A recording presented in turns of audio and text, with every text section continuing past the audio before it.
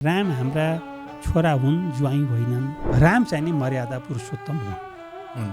चितवनको पुरानो नाम मर्यादापुर हो। इन्डियाको फैजाबादमा भएको अयोध्या पुगेर यो अयोध्या होइन भनेर जाने। सरयू पूर्वतिर मुख फर्काएर बगेको थियो। तर रामायणमा सरयूलाई पश्चिम मुख फर्काएर बगेकी नदी भनेको छ।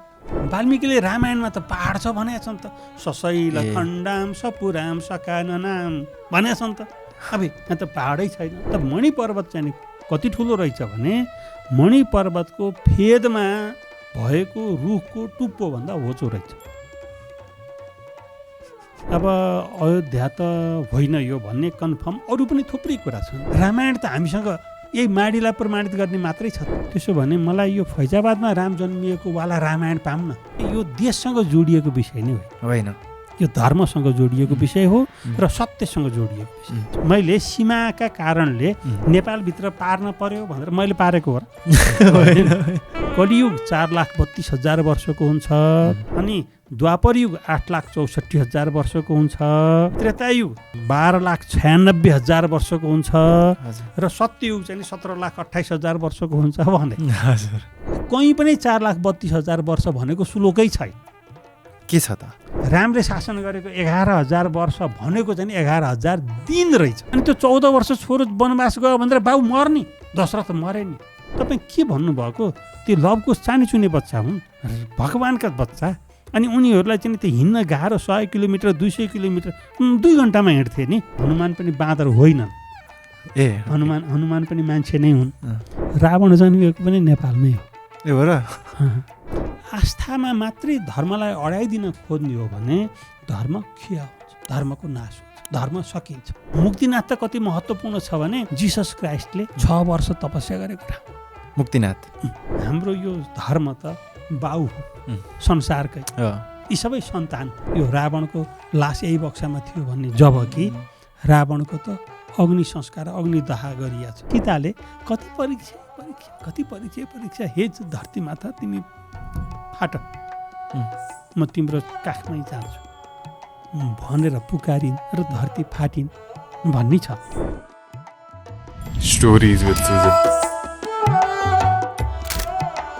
मर्यादा पुरुषोत्तम श्रीराम जसलाई हामी भगवान मान्छौँ, उहाँको जन्म अयोध्यामा भएको हो। तर अयोध्या भन्ने ठाउँको नाम त धेरै छन्। भगवान श्रीराम जन्मिएको असली अयोध्या चाहिँ कुन हो त?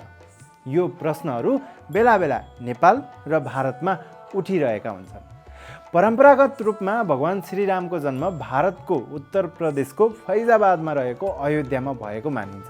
तर यस परम्परागत मान्यतालाई चुनौती दिँदै अनुसन्धानकर्ता लोकमडी पौडेलले भन्नुहुन्छ, भगवान श्रीरामको जन्म भएको असली अयोध्या नेपालको चितवन जिल्लाको माडी हो। वाल्मीकि रामायण र अन्य प्राचीन ग्रन्थहरूको आधारमा माडी नै असली अयोध्या भएको दाबी गर्नुभएको छ।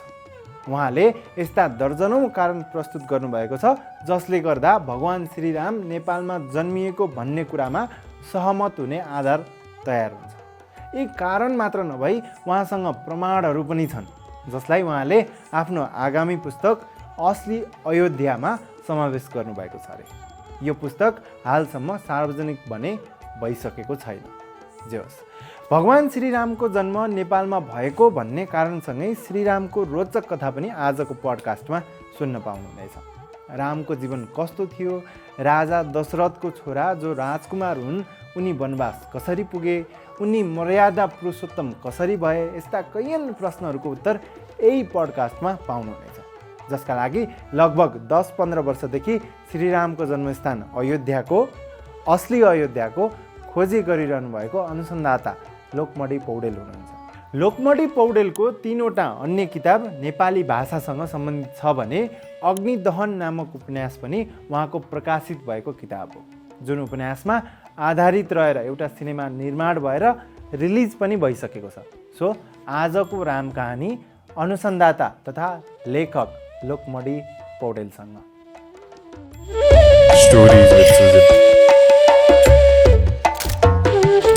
सर स्वागत छ। हजुर धन्यवाद। सन्चै हुनुहुन्छ? ठिक छ। ओके, आजको यो कन्भर्सेसन मलाई गर्न मन लागेको र जुरेको चाहिँ फर्स्ट अफ अल त हजुरले समय दिनुभयो, थ्याङ्क यू सो मच त्यसको लागि। हजुरसँगै कन्भर्सेसन गर्न मन लागेको चाहिँ रामायणमा आधारित सिनेमाहरू चाहिँ मैले बेसी हेरेँ भनेको आयो विशेष त नेपालमा भन्दा पनि बाहिर बलिउडका सिनेमाहरू रामायणमा आधारित रहेर अथवा प्रभावित भएर सिनेमाहरू बने अनि कति चिजहरू चासो लाग्न थाल्यो रामको बारेमा लक्ष्मणको बारेमा जानकीको बारेमा होइन कति चिजहरू हनुमानको बारेमा अनि त्यो चासो लाग्दै गर्दाखेरि बुझ्दै जाँदा हेर्दै जाँदा अनि रिकल के भयो भनेदेखि मेबी 4 वर्ष अगाडि केपी शर्मा ओलीले प्रधानमन्त्री हुनुहुन्थ्यो त्यति बेला पनि अहिले पनि प्रधानमन्त्री हुनुहुन्छ राम चाहिँ नेपालमा जन्मेका हुन् भन्ने चिज बोलेको याद आयो सो यसमा को हुनुहुन्छ भनेर फेरि रिसर्च सुरु गर्दा हजुर हुनुहुँदो रहेछ सो हजुरसँग कन्भर्सेसन गर्न मन लाग्यो स्टार्ट त्यहीँबाट गर्नुपर्छ होला केपी शर्मा ओलीले प्रधानमन्त्री हुँदा राम चाहिँ नेपालको माडीमा जन्मेको भनेपछि ठुलो तहल्का मच्यो एकदम भारतीय मिडियाहरूले ठुला आवाजमा कभर गरे भारतै हल्लियो भने पनि हुन्छ नेपालमा पनि विवाद भयो तर प्रधानमन्त्रीज्यूले त्यति बेला भन्नुभएको चिज गलत थियो र त्यो चिज तपाईँबाटै प्रेरित अथवा तपाईँबाटै पुगेको थियो प्रधानमन्त्रीमा तर गलत बुझाइ भयो भन्ने हो अब यो चाहिँ के भएको थियो खासमा त्यस्ताका त्यो गलत कसरी भयो र पछि सही कसरी गर्नुभयो यो अलिकति पृष्ठभूमि अब यो के छ भने यो ठोरी प्रधानमन्त्रीबाट त्यो दिन ठोरी भन्ने शब्द आयो हजुर ठोरी र माडी हजुर ठोरी पर्सा जिल्लामा पर्छ हजुर माडी चाहिँ नि चितवन जिल्लामा पर्छ र ठोरी र माडीको बिचमा झन्डै 15-20 किलोमिटरको दूरी छ र बिचमा एउटा ठुलो जङ्गल पर्छ 12 किलोमिटरको जङ्गल छ बिचमा अब ती नजिक भएका हुनाले र ती शब्दहरू माडी ठोरी सँगसँगै आइराख्ने हुनाले अब झुक्किएर प्रधानमन्त्रीबाट झुक्किएर भनौँ झुक्किएर ठोरी प्रयोग भए पनि प्रधानमन्त्रीले पछि सच्याउनु भयो पछि चाहिने जुन मूर्ति लैजाने काम भयो पछिका प्रधानमन्त्रीका अन्तर्वार्ताहरू सुन्दाखेरि कहीँ पनि फेरि प्रधानमन्त्रीले ठोरी चाहिने भन्नुभएको छैन माडी नै भन्नुभएको छ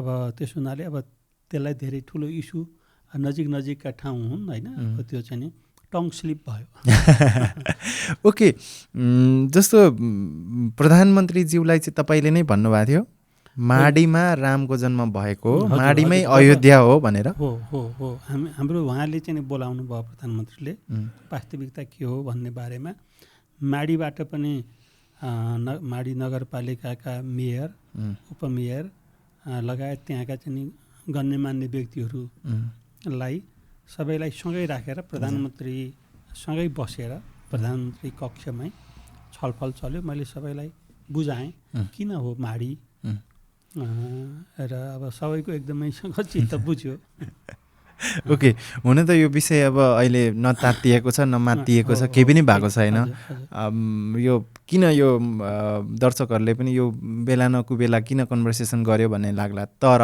यो विषय त कहिले पनि तातिनु पनि पर्छ मातिनु पनि पर्छ भन्ने लाग्दैन यो त जहिले पनि सर्वकालीन हाम्रो अहिले पनि हजुरले मेबी अनुसन्धान गरिरहनु भएको छ किताब पनि लेख्दै हुनुहुन्छ ओके किताबको विषयमा पनि आउँछु म तर जुन माडीमा अयोध्या छ भन्ने चिजको अनुसन्धान गर्न थाल्नु भएको चाहिँ कति वर्ष भयो हजुरले यो 68 सालदेखि हो ठ्याक्कै 14 वर्ष भयो राम वनवास 14 वर्ष 14 वर्ष भयो यो कसरी सुरु भएको थियो यसको अनुसन्धान चाहिँ यसो यो किनकि अब यहाँ सबैजनाले अझ माडीका जनताले अझ केपी ओलीले मलाई जहाँसम्म लाग्छ तपाईँलाई हनुमान हो भनेर भन्नुहुन्छ सबैजनाले हो तर के छ भने मैले चाहिँ नि पहिला माडी पुगेर हजुर यो अयोध्या हो भनेर जानेको चाहिँ नि होइन म चाहिँ नि इन्डियाको फैजाबादमा भएको अयोध्या पुगेर यो अयोध्या होइन भनेर जानेको उल्टो भएको भनेको फैजाबादमा भएको अयोध्या चाहिँ म पुगेँ जुन भारतको उत्तराखण्डमा छ हो 2068 सालमा जहाँ अहिले राम मन्दिर बन्यो होइन, राम मन्दिर बनेर मोदीले उद्घाटन गर्ने काम भयो, जहाँ त्यहाँ पुग्दाखेरि मलाई यो अयोध्या होइन भन्ने लाग्यो। किन लाग्यो भन्दा जब म चाहिँ नि दर्शन गर्न अयोध्याकै दर्शन गर्न भनेर गएको हो, राम जन्मिएको जन्मस्थान पुगौँ न एकपल्ट भनेर, किनभने त्यहाँ मेरा गाउँबाट थुप्रै मेरा हजुरबा हजुरआदेखि सबै गएको सुनिराखेका थिएँ, त्यही सुनेरै हुर्किएको। अयोध्या अयोध्या सुनिराखेँ नि। फेरि आस्था पनि थियो, आस्था त हुने नै भयो, आस्था त हुने नै भयो। त्यो माथि के भने यो जुन रामायण छ नि, रामायण यति प्रसिद्ध छ, संसारभरि प्रसिद्ध छ। राम कथा सबलाई आउँछ, राम सीताको नाम नसुनेका मान्छे बिरलै छन् भने, र राम जन्मिएको अयोध्याको दर्शन गरौँ न भन्ने मन लिएर म फैजाबादको अयोध्या, इन्डियाको अयोध्या पुगेको थिएँ। त्यहाँ पुग्दाखेरि अयोध्या भन्ने नामसँग सरयू नदी जोडिएर आउँछ। सरयू नदी जहाँ छन्, जहाँ सरयू बगेकी छन्, अयोध्या त्यसैका किनारमा हुनुपर्छ। अब उल्टो सोद्धा होइन, अब आयो अथवा अयोध्याका नजिकै सरयू छ भन्नु र सरयूका नजिकै त्यस्तो जोडिएर आउने नाम बनेको छ सरयू। त सरयू कहाँ छ त भन्दा इन्डियाको फैजाबादमा छ, जहाँ अयोध्या छ, जहाँ चाहिँ नि अयोध्या भनिएको छ, भनिएको थियो त्यो बेलामा पनि, अहिले पनि भनिएको छ। त्यो सँगै बगेको सरयूको पनि सबैले दर्शन गर्छन्।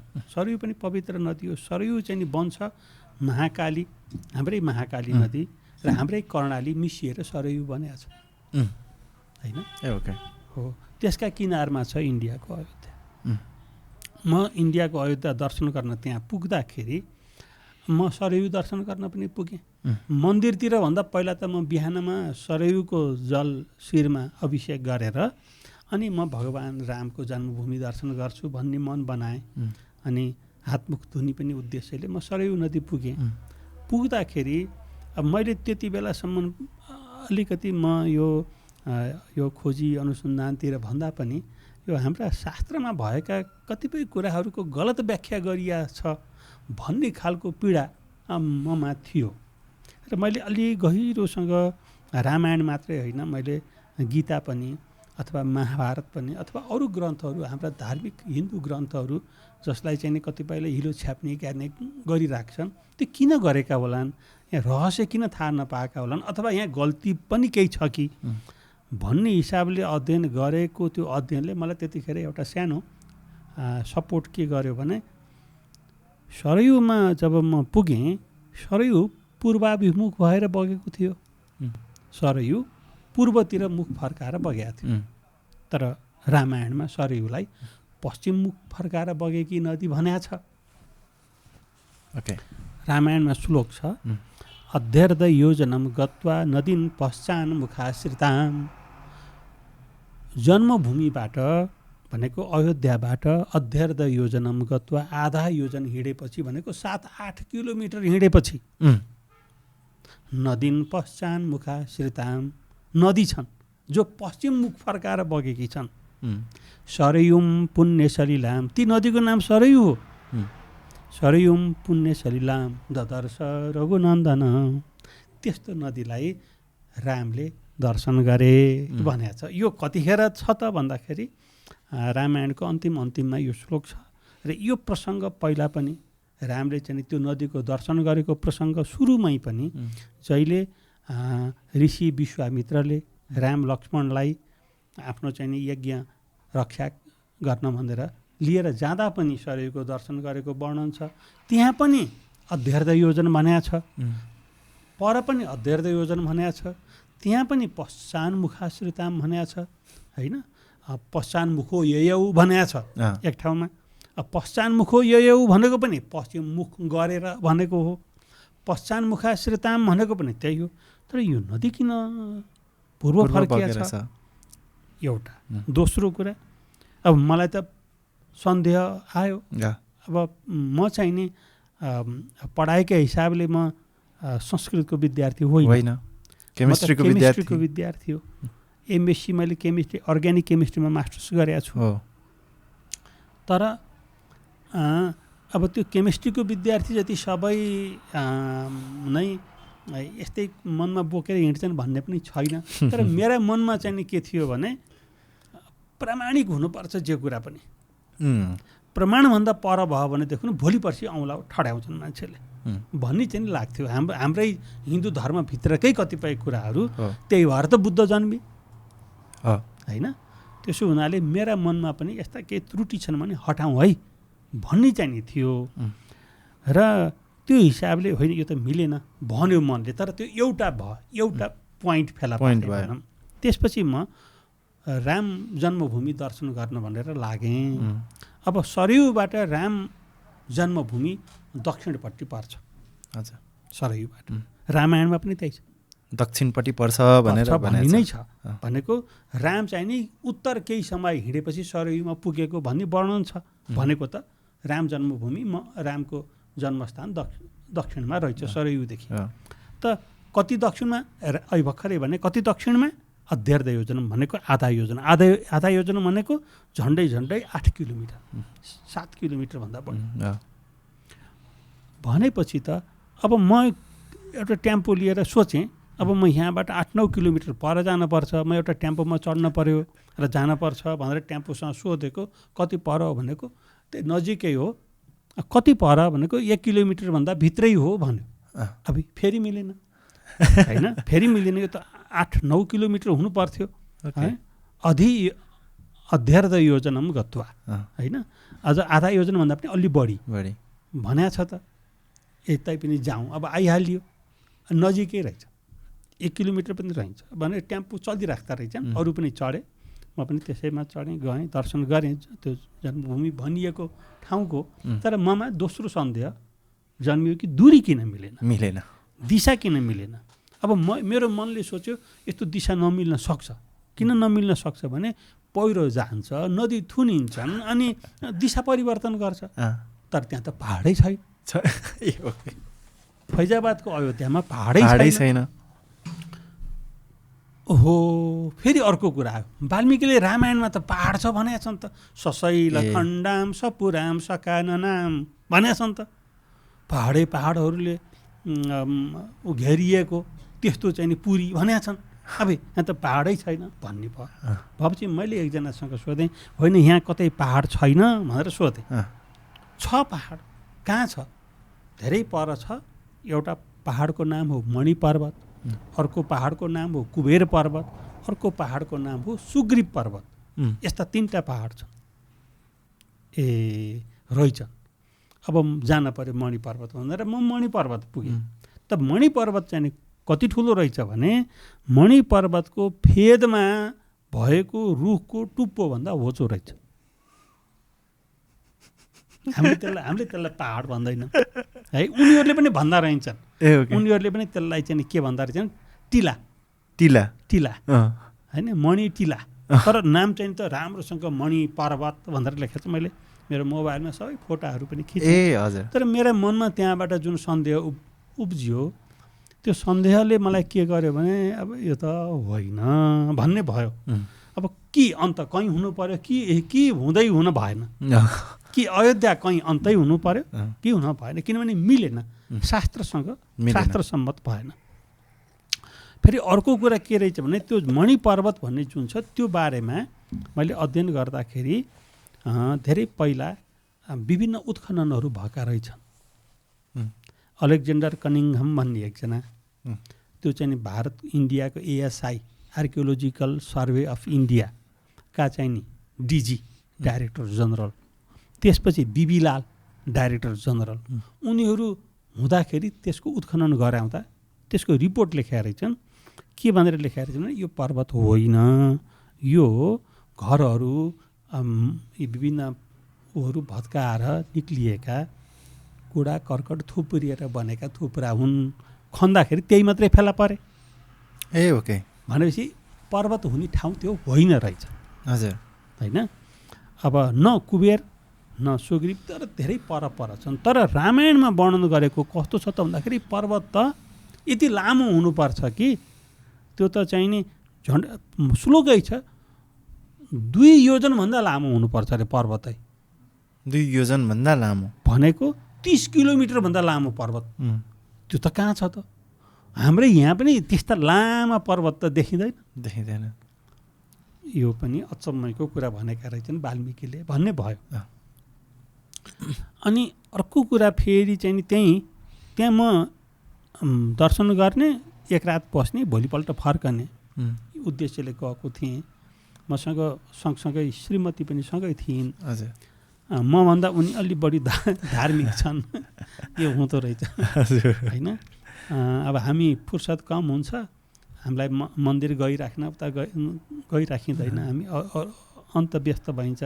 श्रीमतीहरू मन्दिर पूजापाठमा बढी व्यस्त हुन्छन्।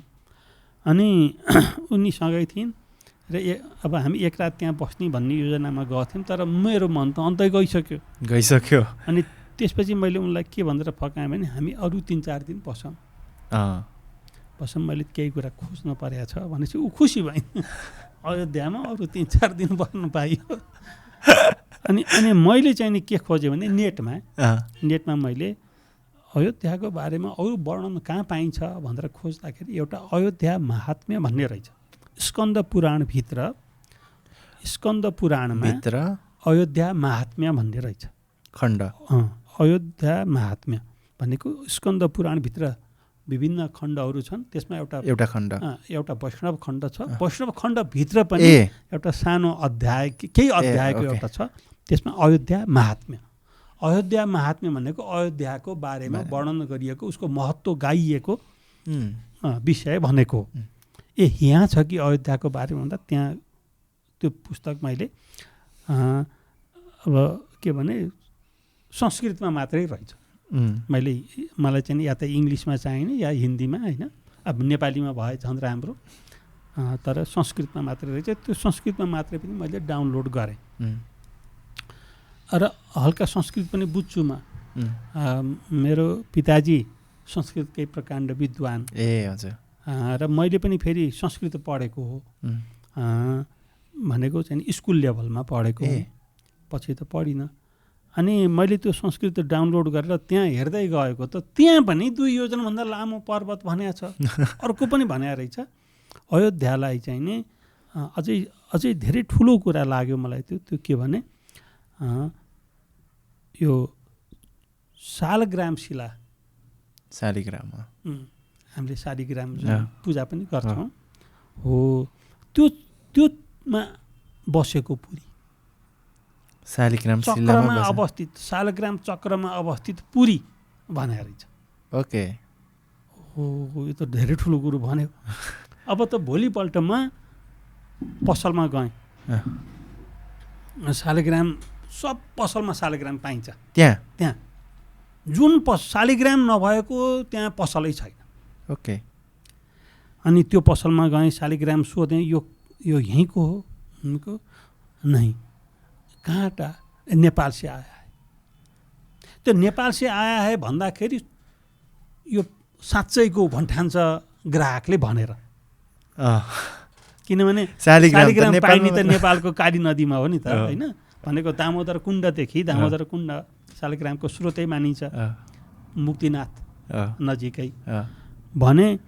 त्यसो भनेपछि यो प्रमाणिक शालिग्राम यहाँ हो है यो भनेर किन्ला भनेर होला नेपालबाट। अनि यहाँ पाइँदैन, यहाँ त पाइँदैन, पहिला पनि पाइँदैन थियो यहाँ कहिल्यै। भने त्यो पनि मिलेन, त्यता पनि मिलेन। शालिग्राम चाहिँ शालिग्राम चक्रमा आधारित चक्रमा अवस्थित पुरी भनेको पनि यो पनि मिलेन। पर्वत पनि छैन, शालिग्राम पनि पाइँदैन, पश्चिमाभिमुख नदी पनि छैन।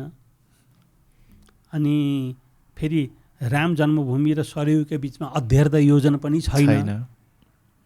होइन यो के पनि मिलेन होइन। किन यो बारेमा किन कसैले ध्यान नदिएको होला? अझै अचम्म त मलाई के लाग्यो भने त्यति बेला मुद्दा चलिराखेको थियो के को? अयोध्याको सर्वोच्च अदालतमा। र त्यो सर्वोच्च अदालतमा त्यहाँ मस्जिद बाबरी मस्जिद भएको ठाउँ हो त्यो बाबरी मस्जिद चाहिँ नि झन्डै 500 वर्षभन्दा लामो इतिहास बोकेको बाबरी मस्जिद सन् 1992 भत्काइया थियो होइन। केही हिन्दूहरू अब केही चाहिँ नि अब के भनौँ अब त्यस्तै चाहिँ नि भत्काइदिया थिए। अब उनीहरूलाई पनि बिचरा उनीहरूलाई पनि जे भनियो त्यही माने, पण्डितहरूले जे बोले त्यही त्यसैका पछाडि लागेर भत्काए। अब उनीहरूलाई चाहिँ नि ओहो हाम्रो राम जन्मिएको भूमिमा हेर यत्र यत्र चाहिँ मस्जिद बनाएका भन्ठाने होइन। त्यति मात्रै भन्ठानेनन्, राम मन्दिरै भत्काएर बनाएको भनेर हल्ला गरिएको थियो। तर त्यो पनि होइन रहेछ। राम मन्दिर पनि अब धेरै कुरा छन्। मैले मेरो यो पुस्तकमा पनि जुन लेखिराखेको छु, जुन अब छाप्ने तयारीमा छ, त्यहाँ पनि आउँछ। तर अब छोटकरीमा भन्दाखेरि के भने त्यो मस्जिद जुन थियो, मस्जिद भत्काएर त्यो चाहिँ बसेको जुन खाली भूमि थियो, त्यो भूमिका विषयमा मुद्दा चलेको छ त्यो बेला। यो मैले 2068 सालको कुरा भन्दैछु, विक्रम सम्वत। त मुद्दा चलेको छ अदालतमा, र अदालतमा हिन्दूले के सिद्ध गर्न पर्ने छ, यहीँ राम जन्मिएको भनेर सिद्ध गर्नु छ। मुसलमानले के सिद्ध गर्नु छ, यहाँ राम जन्मिएको होइन भनेर सिद्ध गर्नु छ। तर मुसलमानहरूलाई यही कुनै प्रमाणतिर ध्यान गएन। यदि सोच्नुहोस् कि यदि अहिले मैले भनेका यी प्रमाणहरू साँच्चीकै अदालतमा पेश गर्थे, उनीहरूले भने जित्थे। उनीहरूलाई ज्ञान भएन। यो मेरो पछि मैले यो बारेमा मेरा मनमा आयो भावना। यो मैले चाहिँ नि अब यो एकदमै चिच्याउँदै हिँडौँ कि होइन, भन्दै हिँडौँ कि भन्ने भयो। तर म किन रोकिएँ भनेदेखि म अझै चाहिँ नि ठेट कुरामा त म पुगेकै छैन होइन। कहीँ छँदै छैन कि यी सबै कपोलो कल्पित कुराहरूका पछाडि हामी दौडिराखेका हौँ कि अथवा वास्तविकता छ कि अन्त केही, त्यो पत्ता लगाउन पर्यो। अनि बल्ल बोलौँला भन्ने भयो। म बोलिनँ, म 68 मा बोलिनँ, 69 मा बोलिनँ, 70 मा बोलिनँ, 71 मा बोलिनँ, 72 मा बोलिनँ, 73, 74 मा आएर म बोलेँ। 2074 सालमा आएर म बोलेँ। तर त्योभन्दा अगाडि के भयो भने अब अयोध्या त होइन यो भन्ने कन्फर्म अरू पनि थुप्रै कुरा छन्, धेरै कुरा छन् अरू पनि जसले त्यो अयोध्या होइन भन्छ। जस्तो कि इन्डियाको इएसआईले त्यो क्षेत्रमा धेरै उत्खनन गरेपछि उसले के पत्ता लगायो भने त्यहाँ बढीमा 1000 BC भन्दा अगाडि मानव सभ्यता नै थिएन। बढीमा 1000 BC भन्दा अगाडि मानव सभ्यता नै थिएन, केही पनि फेला परेन त्योभन्दा अगाडि मान्छे भएको। तर रामायण त 1000 BC अगाडिको कुरा होइन नि। 500-600 BC अगाडिका त बुद्धभन्दा अगाडि महाभारतको कुरा आउँछ, महाभारतभन्दा अगाडि बल्ल रामायणको कुरा आउँछ भनेपछि त त्यो पनि मिलेन। यस्ता थुप्रै कुरा छन् जसले त्यो क्षेत्रलाई अयोध्या हो भनेर अथवा राम जन्मभूमि हो भनेर सिद्ध गर्नै दिँदैन। वैज्ञानिक धरातलमा विज्ञानका चाहिँ सूत्रहरू समातेर हिँड्ने हो भने त्यो सिद्धै गर्न सकिँदैन। तर त्यतातिर त त्यति बेला लड्ने मुसलमान साथीहरूको पनि त्यतातिर ध्यान गएन होइन, केही भएन। केही भएन भने नभत्काउनु पर्थ्यो। म अहिले पनि भन्छु नभत्काउनु पर्थ्यो बाबरी मस्जिद। किन नभत्काउनु पर्थ्यो भने 500-600 वर्ष पुरानो इतिहास बोकेको धरोहर हो नि त त्यो सम्पूर्ण इन्डियनहरूका लागि उनीहरूका लागि सम्पत्ति हो नि, त्यो ऐतिहासिक सम्पत्ति हो नि होइन। त्यो हेर्न संसारभरिबाट मान्छे पुग्थे होला नि, त्यहाँ पुग्थे नि। ठिकै छ, अब अहिले राम मन्दिर बन्यो, राम मन्दिर हेर्न पुग्लान्, अब नभत्काउनु पर्थ्यो, भत्काइहाले र त्यो ठाउँको उपयोग पनि गरे राम मन्दिर बनाए, ठिक छ। तर त्यसपछि जब मलाई लाग्यो कि यो होइन भन्ने, अब मेरा अगाडि दुईवटा विकल्प देखिए। एउटा विकल्प के देखियो, वाल्मिकीले पुरा कपोलो कल्पनामा एउटा कथा लेखेँ, भूमि नै नयाँ भूमि नै बनाए। नयाँ बनाएँ। अब कथाकारले के गर्छ भने मैले जानेको म पनि लेख्छु कथा लेख्नुहुन्छ। लेख्छु। मैले लेखेका थिएँ एउटा उपन्यास अग्निदहन भन्ने सिनेमा पनि बन्यो। सिनेमा पनि बन्यो। हजुर। अनि अब त्यो कथाकारले चाहिँ के सक्दैन बिचरा भने उसले ठाउँ चाहिँ नि फेर्न सक्दैन के कथामा। उसले ठाउँ उही राख्छ, एज इट इज राख्छ, पात्र मात्रै हो चेन्ज गर्ने। हजुर। भनेको अयोध्या हुनु पर्यो, हुनै पर्यो होइन, अयोध्या कहीँ हुन पर्यो। अनि अयोध्याका नजिकै कहीँ नदी बग्नै पर्यो। त्यो नदीलाई चलाउँदैन क्या लेखकले। नदी जता बगेको उतै बगेको भन्छ, त्यहाँ पश्चिमलाई पूर्व फर्काउँदैन होइन लेखकले। अनि त्यो ठाउँ पनि त्यहीँ राख्छ। हजुर। अब पात्र चाहिँ चेन्ज गर्छ। अब भनेपछि होइन, वाल्मिकी अद्भुत कवि रहेछन् कि क्या, उनले त ठाउँै चेन्ज गरे, हामी त चेन्ज गर्दैनौँ। हामी त नेपालमा नेपालै लेख्छौँ क्या, कथामा नेपाल आउँछ, अमेरिका जान्छ पात्र, हामी चेन्ज गर्दैनौँ। उनले त ठाउँै हुँदै नभएको कल्पना गरे। यस्ता अद्भुत पनि त हुन्छन् नि कि त्यस्तै हुनु पर्यो वाल्मिकी। अब वाल्मिकीलाई त्यस्तो भन्ने बित्तिकैमा वाल्मिकीले लेखेका सबै कुराहरू कपोलकल्पित हुनु पर्यो। जनकपुर कपोलकल्पित हुनु पर्यो। अनि विश्वामित्र ऋषि कपोलकल्पित हुनु पर्यो। अनि वाल्मिकी आश्रम, आफ्नै आश्रम पनि, किनभने मेरो आश्रमको नजिकै छ अयोध्या भनेको छ। ओके। त उनको आश्रम पनि कपोलकल्पित, उनले आफै जन्मेको ठाउँ कपोलकल्पित। यो त भएन, यो त होइन होला, हुन्छ नि त, यो त होइन। अब मान्छे सबै कपोलकल्पित भएपछि त कपोलकल्पित मान्छे लेख्ने कसरी होइन। भनेको त्यो अलि आफूलाई नै त्यस्तो गराउन त मान्दैन नि लेखकले। त्यसो हुनाले कहीँ होला भन्ने भयो। यो मैले 68 सालको कुरा भनेको। त्यसपछि म नेपाल फर्कनु पर्थ्यो, तर मेरो मनले मानेन। म चाहिँ त्यहाँबाट दिल्लीतिर लागेँ। ओके। किनभने थुप्रै कुराहरू मैले जोड्न पर्यो। त्यति बेलै तपाईँलाई उजागर भइसक्यो त्यो त्यो उद्देश्यले जानुभएको थिएन, तर अब त्यहाँ गइसकेपछि गएको हुनसक्छ भगवान् रामको प्रेरणा भनौँ निम्ता पनि हुनसक्छ। भगवान्ले मलाई बोलाउनु भयो, आऊ मेरो चाहिँ वास्तविक जन्मभूमि चाहिँ नि ओझेलमा परेको छ, खोज होइन। त्यस्तो त हुनसक्छ। ओके। अनि दिल्ली जानुभयो? गएँ। मैले धेरै पुस्तकहरू मैले जम्मा गरेँ, जति भेटेँ। अनि म नेपाल फर्केँ। रामसँग रिलेटेड, अयोध्यासँग रिलेटेड, रामसँग रिलेटेड। अब जब नेपाल आएपछि मलाई 2-3वटा कुराले मलाई हिट गर्यो। एउटा कुरा के भने चक्रतीर्थ, राम जन्मिएको जन्मभूमि चक्रतीर्थ हुनु पर्यो। त्यसको अर्थ हो या त काली नदी, काली गण्डकीका किनारमा कहीँ हुनु पर्यो, या त दामोदर कुण्डमै हुनु पर्यो। तर त्यहाँ त चाहिँ पश्चिमाभिमुख नदी छैनन्। अब पश्चिमाभिमुख नदी भएको ठाउँ कहाँ होला र जहाँ शालिग्राम पनि पाइने हो, यस्तो कहाँ होला भन्दाखेरि मेरो ध्यान चाहिँ नि दाङको कोइलाबासमा पुग्यो। दाङको कोइलाबासमा? कोइलाबास। हजुर। र म त्यहाँ पुगेँ। त्यहाँ राप्ती पश्चिमाभिमुख बगेको होइन, राप्ती चाहिँ नि कोइलाबासबाट चाहिँ नि उत्तरपट्टि पश्चिमाभिमुख सबै मिल्यो। राप्ती नदी यही होला, सरयू। नाम त परिवर्तन भएका हुन्छन् नि। अनि किनभने अब आयो रामायण काल भन्दा पछि महाभारत काल भन्दा पछि बुद्ध काल भन्दा पछि अहिले हामी छौँ भने उनी नाम त अहिलेसम्म जीवित रहेनन् पनि होला भनेर नदीको नाम जे भए पनि हुनु पर्यो पश्चिमाभिमुख। त्यहाँ सोधेको, त्यहाँ त शालिग्राम पाइन्न रहेछ। ए ओके। भनेपछि मिलेन। अब यस्तैमा अब मलाई एउटा अचम्मैको श्लोक फेला पारेँ मैले। ए हजुर। त्यो के श्लोक फेला पारेँ भने यो जुन शालिग्राम पाइने जुन क्षेत्र हो, त्यो क्षेत्र मुक्तिनाथबाट 12 योजन पर छ। 12 योजन पर छ भनेर वराह पुराणमा लेखेको रहेछ। ए भनेपछि मैले मुक्तिनाथलाई बिन्दु बनाएँ। हजुर। गुगल म्यापमा। त्यसपछि मैले चाहिँ मेजरमेन्ट गरेर 12 योजन भनेको 170 हुन्छ किलोमिटर। 170 किलोमिटर पर दाङ पनि परेको थियो, कोइलाबास होइन, त्यहाँ पुगेको हो। त्यसपछि 170 किलोमिटरै पर माडी पनि परेको छ। ओके।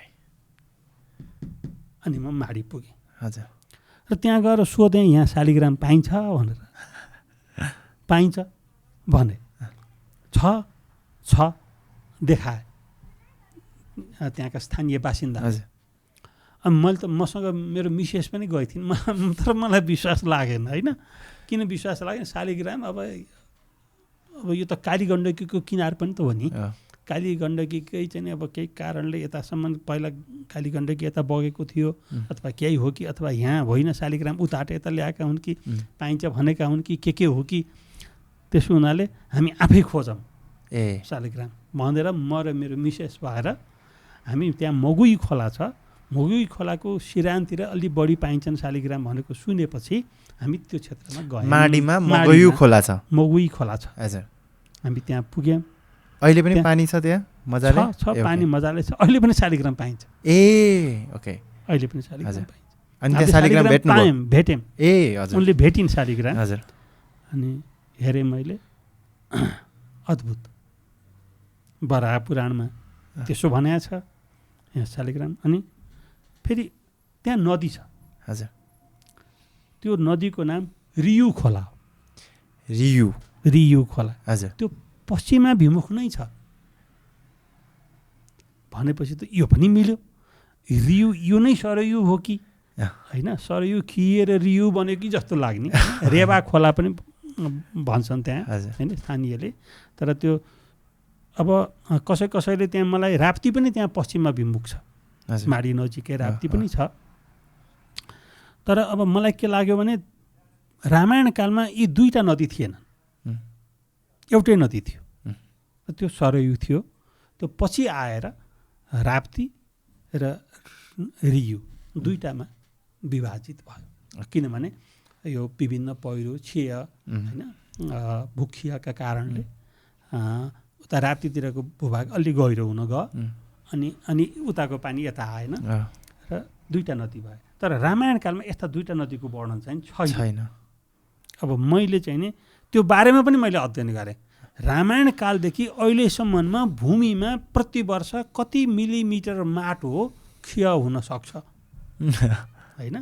अनि यो अवस्था आउँछ कि आउँदैन? त्यो एकदमै स्वाभाविक। त्यति मात्रै होइन, एउटा रिपोर्ट रहेछ विभिन्न विदेशी मानिसहरू समेत मिलेर गरेको कृष्णा गण्डकीको बाटो भन्ने बारेमा, पाथवे अफ कृष्णा गण्डकी भन्ने एउटा रिपोर्ट धेरै पहिला गरेको। त्यो रिपोर्ट फेला पारेँ मैले। ओके। त्यो रिपोर्टमा कृष्णा गण्डकी भनेको काली गण्डकी माडीको बाटो भएर बग्दो रहेछ प्राचीन कालमा। त्यही नदीसँग त्यो रियु पनि मिसियो, त्यही नदीसँग राप्ती पनि मिसियो र ठुलो भयङ्कर के बन्यो? सरयु बन्यो। कृष्णा गण्डकीको एउटा भँगालो, फेरि सबै होइन। त त्यस्ता भँगालो कृष्णा गण्डकी र त्रिशुली नदी मिसिएका कतिवटा भँगाला थिए त भन्दा 3वटा। त्यसो भएर रामायणमा कृष्णा गण्डकीको नाम के बनियो? त्रिपथगामिनी, 3वटा बाटो भएर हिँडेकी भनिया छ। गामिनी भनेको हिँडेकी, त्रिपथ भनेको 3टा बाटो भएर। त्यसका विभिन्न अर्थमा मलाई त्यस्तो अर्थ जच्यो। अब एउटा के मिल्यो भन्दा चक्रमा अवस्थित पुरी, किनभने शालिग्राम शिला त्यहाँ पनि फेला पर्यो। अर्को के मिल्यो भने पश्चिमाभिमुख नदी, त्यो पनि मिल्यो। अर्को के फेला पर्यो भन्दा पर्वत, 2 योजनभन्दा लामो पर्वत भनेर रामायणमा भनेको छ। त्यहाँ त सोमेश्वर पर्वत जुन छ त्यो झन्डै 35-40 किलोमिटर लामो रहेछ। एउटै पर्वत त्यस्तो लामो। हजुर। त्यो एउटा टुप्पो पर्सामा ठोरीमा गएर टुङ्गिन्छ। हजुर। अनि अर्को टुप्पो चाहिँ वाल्मिकी आश्रममा गएर टुङ्गिन्छ। त्यति लामो रहेछ। हजुर। त्यही भएर वाल्मिकीलाई खुब त्यो पर्वत देखेर त्यसलाई लेख्नै मन लाग्यो, बयानै गरेका छन् त्यो पर्वतको। अनि त्यस्तो बयान गरेका छन्। अनि फेरि कहाँ फैजाबाद पुर्याएको त नि अयोध्यालाई होइन? अर्को कुरा छ, फेरि वाल्मिकीले किन यो ठाउँको नाम अयोध्या भयो भन्ने बारेमा पनि श्लोक लेखेका छन्। ओके। र त्यो श्लोक उनले के भनेर लेखेका छन् भने अयोध्या भनेको अयुद्धबाट बनेको, युद्ध गर्न भनेको भनेको नकारात्मक नेगेटिभ मनायो। युद्ध गर्न जहाँ असजिलो छ, जहाँ सहजै युद्ध गर्न सकिँदैन, जहाँ परचक्रीले आक्रमण गर्न सक्दैनन्, त्यस्तो युद्ध गर्न असहज हुने भएको हुनाले यसको नाम अयोध्या भएको हो भनेर लेखेका छन्। भनेपछि त त्यस्तो त फैजाबादको अयोध्या छैन, समथर भूमि छ, जताबाट पनि आक्रमण गर्न सकिन्छ भनेपछि अब मलाई चाहिँ के लाग्यो त्यसपछि भने होइन, वाल्मिकीले अब बल्ल यो 2072 कुरा भन्दैछु, 72मा पछि म धेरै ठाउँ खोज्दा यहाँ 72मा पुगेपछि मलाई लाग्यो कि वाल्मिकीले ठाउँ चाहिँ गलत लेखेका होइनन्। पात्रको बारेमा सोचौँला मेरो मनले भन्यो कि पात्र हुन् होइनन्, अब उनले कल्पना गरेका हुन् जुन धेरैले भन्छन्, अथवा चाहिँ रियल हुन्, यो फेरि खोज्छु।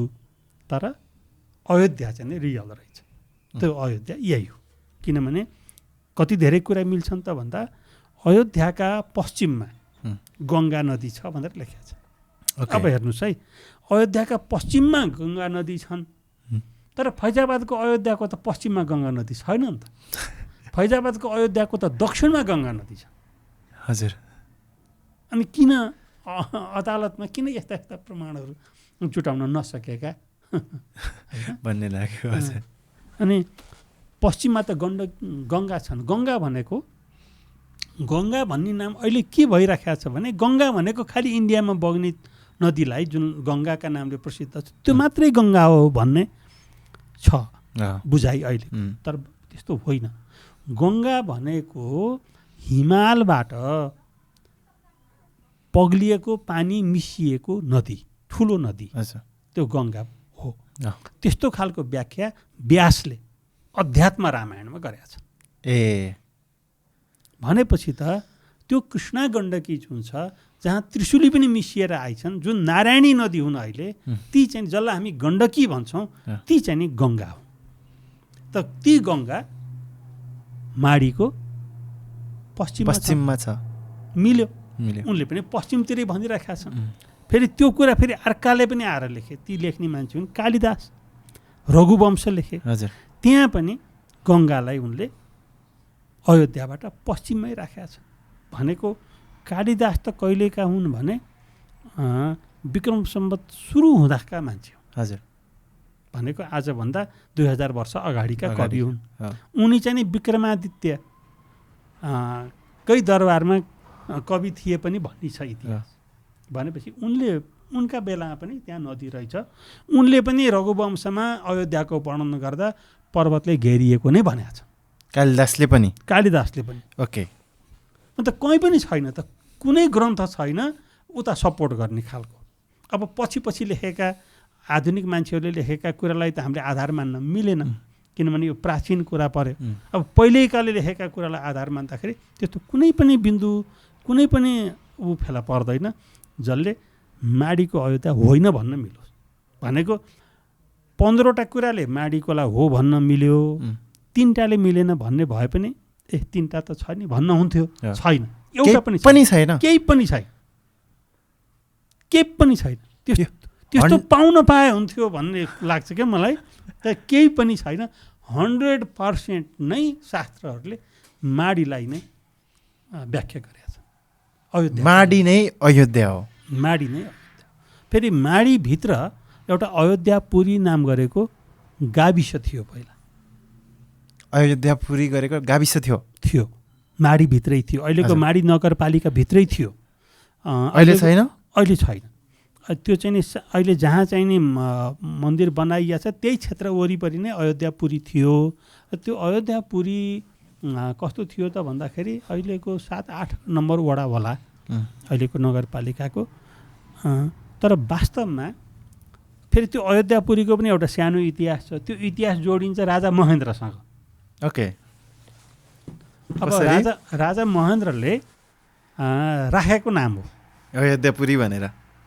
राजा महेन्द्रका पालामा 2टा गाविसको नाम थपियो।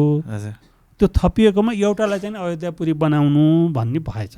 र कसैले के पनि भन्छन् भने त्यो गाविसको त्यति बेलाका गाविस त्यति बेला गाविस नभएर गाउँ पञ्चायत भन्थे। गाउँ पञ्चायतका प्रधान पञ्चकी आमाको नाम अयोध्या देवी थियो, त्यही भएर आफ्नो आमाको नाममा अयोध्या राखे भन्छन् होइन। जे होस् जसरी भए पनि त्यो अयोध्या नाम त्यहाँ जोडिन खोजिराखेको रहेछ।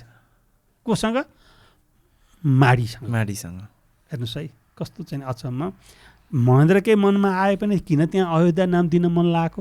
हजुर ती गाविस अथवा चाहिँ गाउँ पञ्चायतका प्रधान पञ्चकै मनमा भए पनि उनकी आमालाई नै अयोध्या देवी बनाएर हुन्छ कि कस किन भनेदेखि यो अयोध्या भनेनन् भन्ने कति ठुलो चिन्ता छ क्या माथि।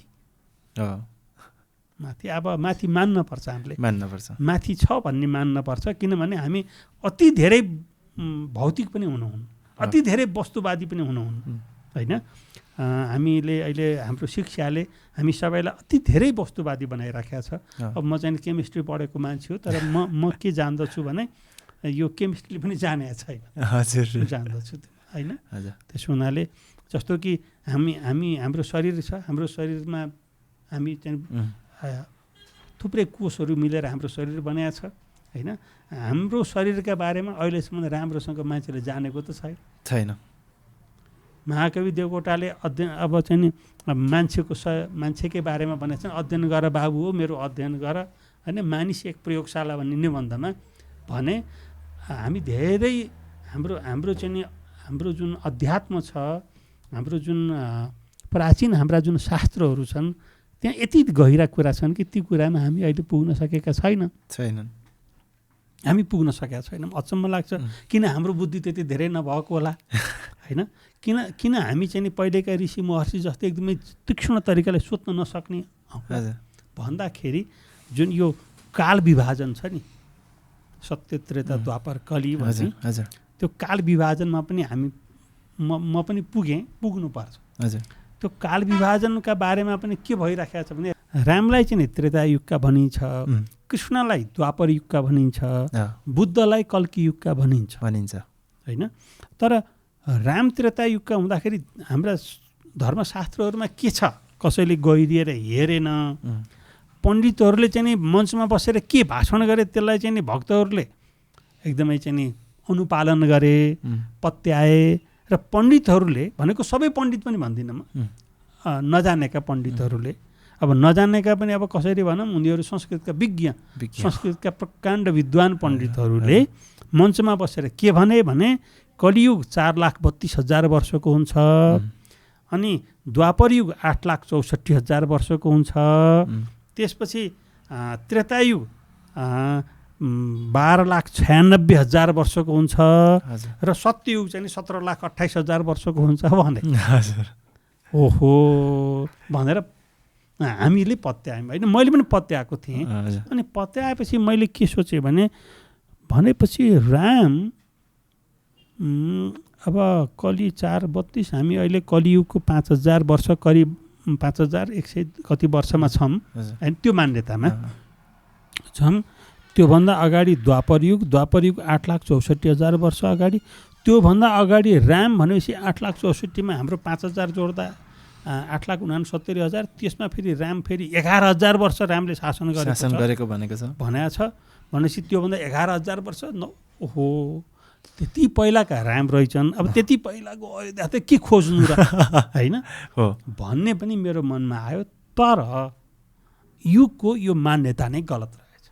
यो मान्यता नै गलत रहेछ कसरी? युगको यो 4 लाख कहीँ पनि 4,32,000 वर्ष भनेको श्लोकै छैन। के छ त? छ के भने 1,200 वर्ष भनेको छ कलियुगलाई। कलियुगलाई 1,200 वर्ष भनेको छ। हजुर। द्वापर युगलाई 2,400 वर्ष भनेको छ। हजुर। त्रेता युगलाई 3,600 वर्ष भनेको छ र सत्य युगलाई 4,800 वर्ष भनेको छ। अब यहाँ भनियो के भने व्याख्या गर्दाखेरि के गरियो त भन्दाखेरि वर्षमा झुकियो। वर्षमा कसरी झुकियो त भन्दा दिन वर्षका अर्थ दुईटा। वर्षका अर्थ दुईटा। हजुर। एउटा वर्ष भनेको दिन, एउटा वर्ष भनेको वर्ष। 365 दिनको हुन्छ जुन। त्यो पनि वर्ष भनिया छ शास्त्रमा। दिनलाई पनि वर्ष भनिएको छ दिनलाई पनि वर्ष भनिएको छ। तर जुन 365 दिन अथवा चाहिँ सरदरमा 360 दिनको जुन वर्ष हुन्छ त्यसलाई दिव्य वर्ष भनिएको छ। त 1200 दिव्य वर्ष भनेको छ। यो 1200 दिव्य वर्ष भनेको के हो भन्दाखेरि यो ब्रह्माको वर्ष हो भन्ने व्याख्या गरे। गर्दाखेरि के गरे भनेदेखि 1200 × 360 गरे गरेपछि 4,32,000 भयो होइन। तर मैले धेरै अध्ययन गर्दा शब्दार्थमा थोरै चाहिँ नि परिवर्तन भएको रहेछ। हजुर जस्तो कि उदाहरणका लागि रामले शासन गरेको 11,000 वर्ष भनेको चाहिँ 11,000 दिन रहेछ। 11,000 दिन रहेछ। 11,000 डिभाइडेड बाई 365 गरेर 31 वर्ष वरिपरि आउँछ। हजुर 11,000लाई डिभाइड गर्दा गर्नुभयो भने 11 होइन हजुर अनि आउँछ भने यो के भयो त भन्दाखेरि सरदर 30 वर्ष 30.5 वर्ष आउँछ भनेको त्यति वर्ष शासन गरे। कहिलेबाट शासन गरे त भन्दा राम 25 वर्षको भएपछि। अब हेर्नु है कस्तो चाहिँ नि यहाँ दुःख लाग्ने कुरा चाहिँ नि के छ भने राम कति वर्ष वनवास गरे रामायणमा भनेको सबै पण्डितले भनेको तपाईँलाई याद छ नि कति वर्ष 14 वर्ष ओके 14 वर्ष सरी मलाई थाहा थियो म एकछिन तपाईँको कुरामा यति धेरै हराइसकेँ कि म होइन 14 वर्ष।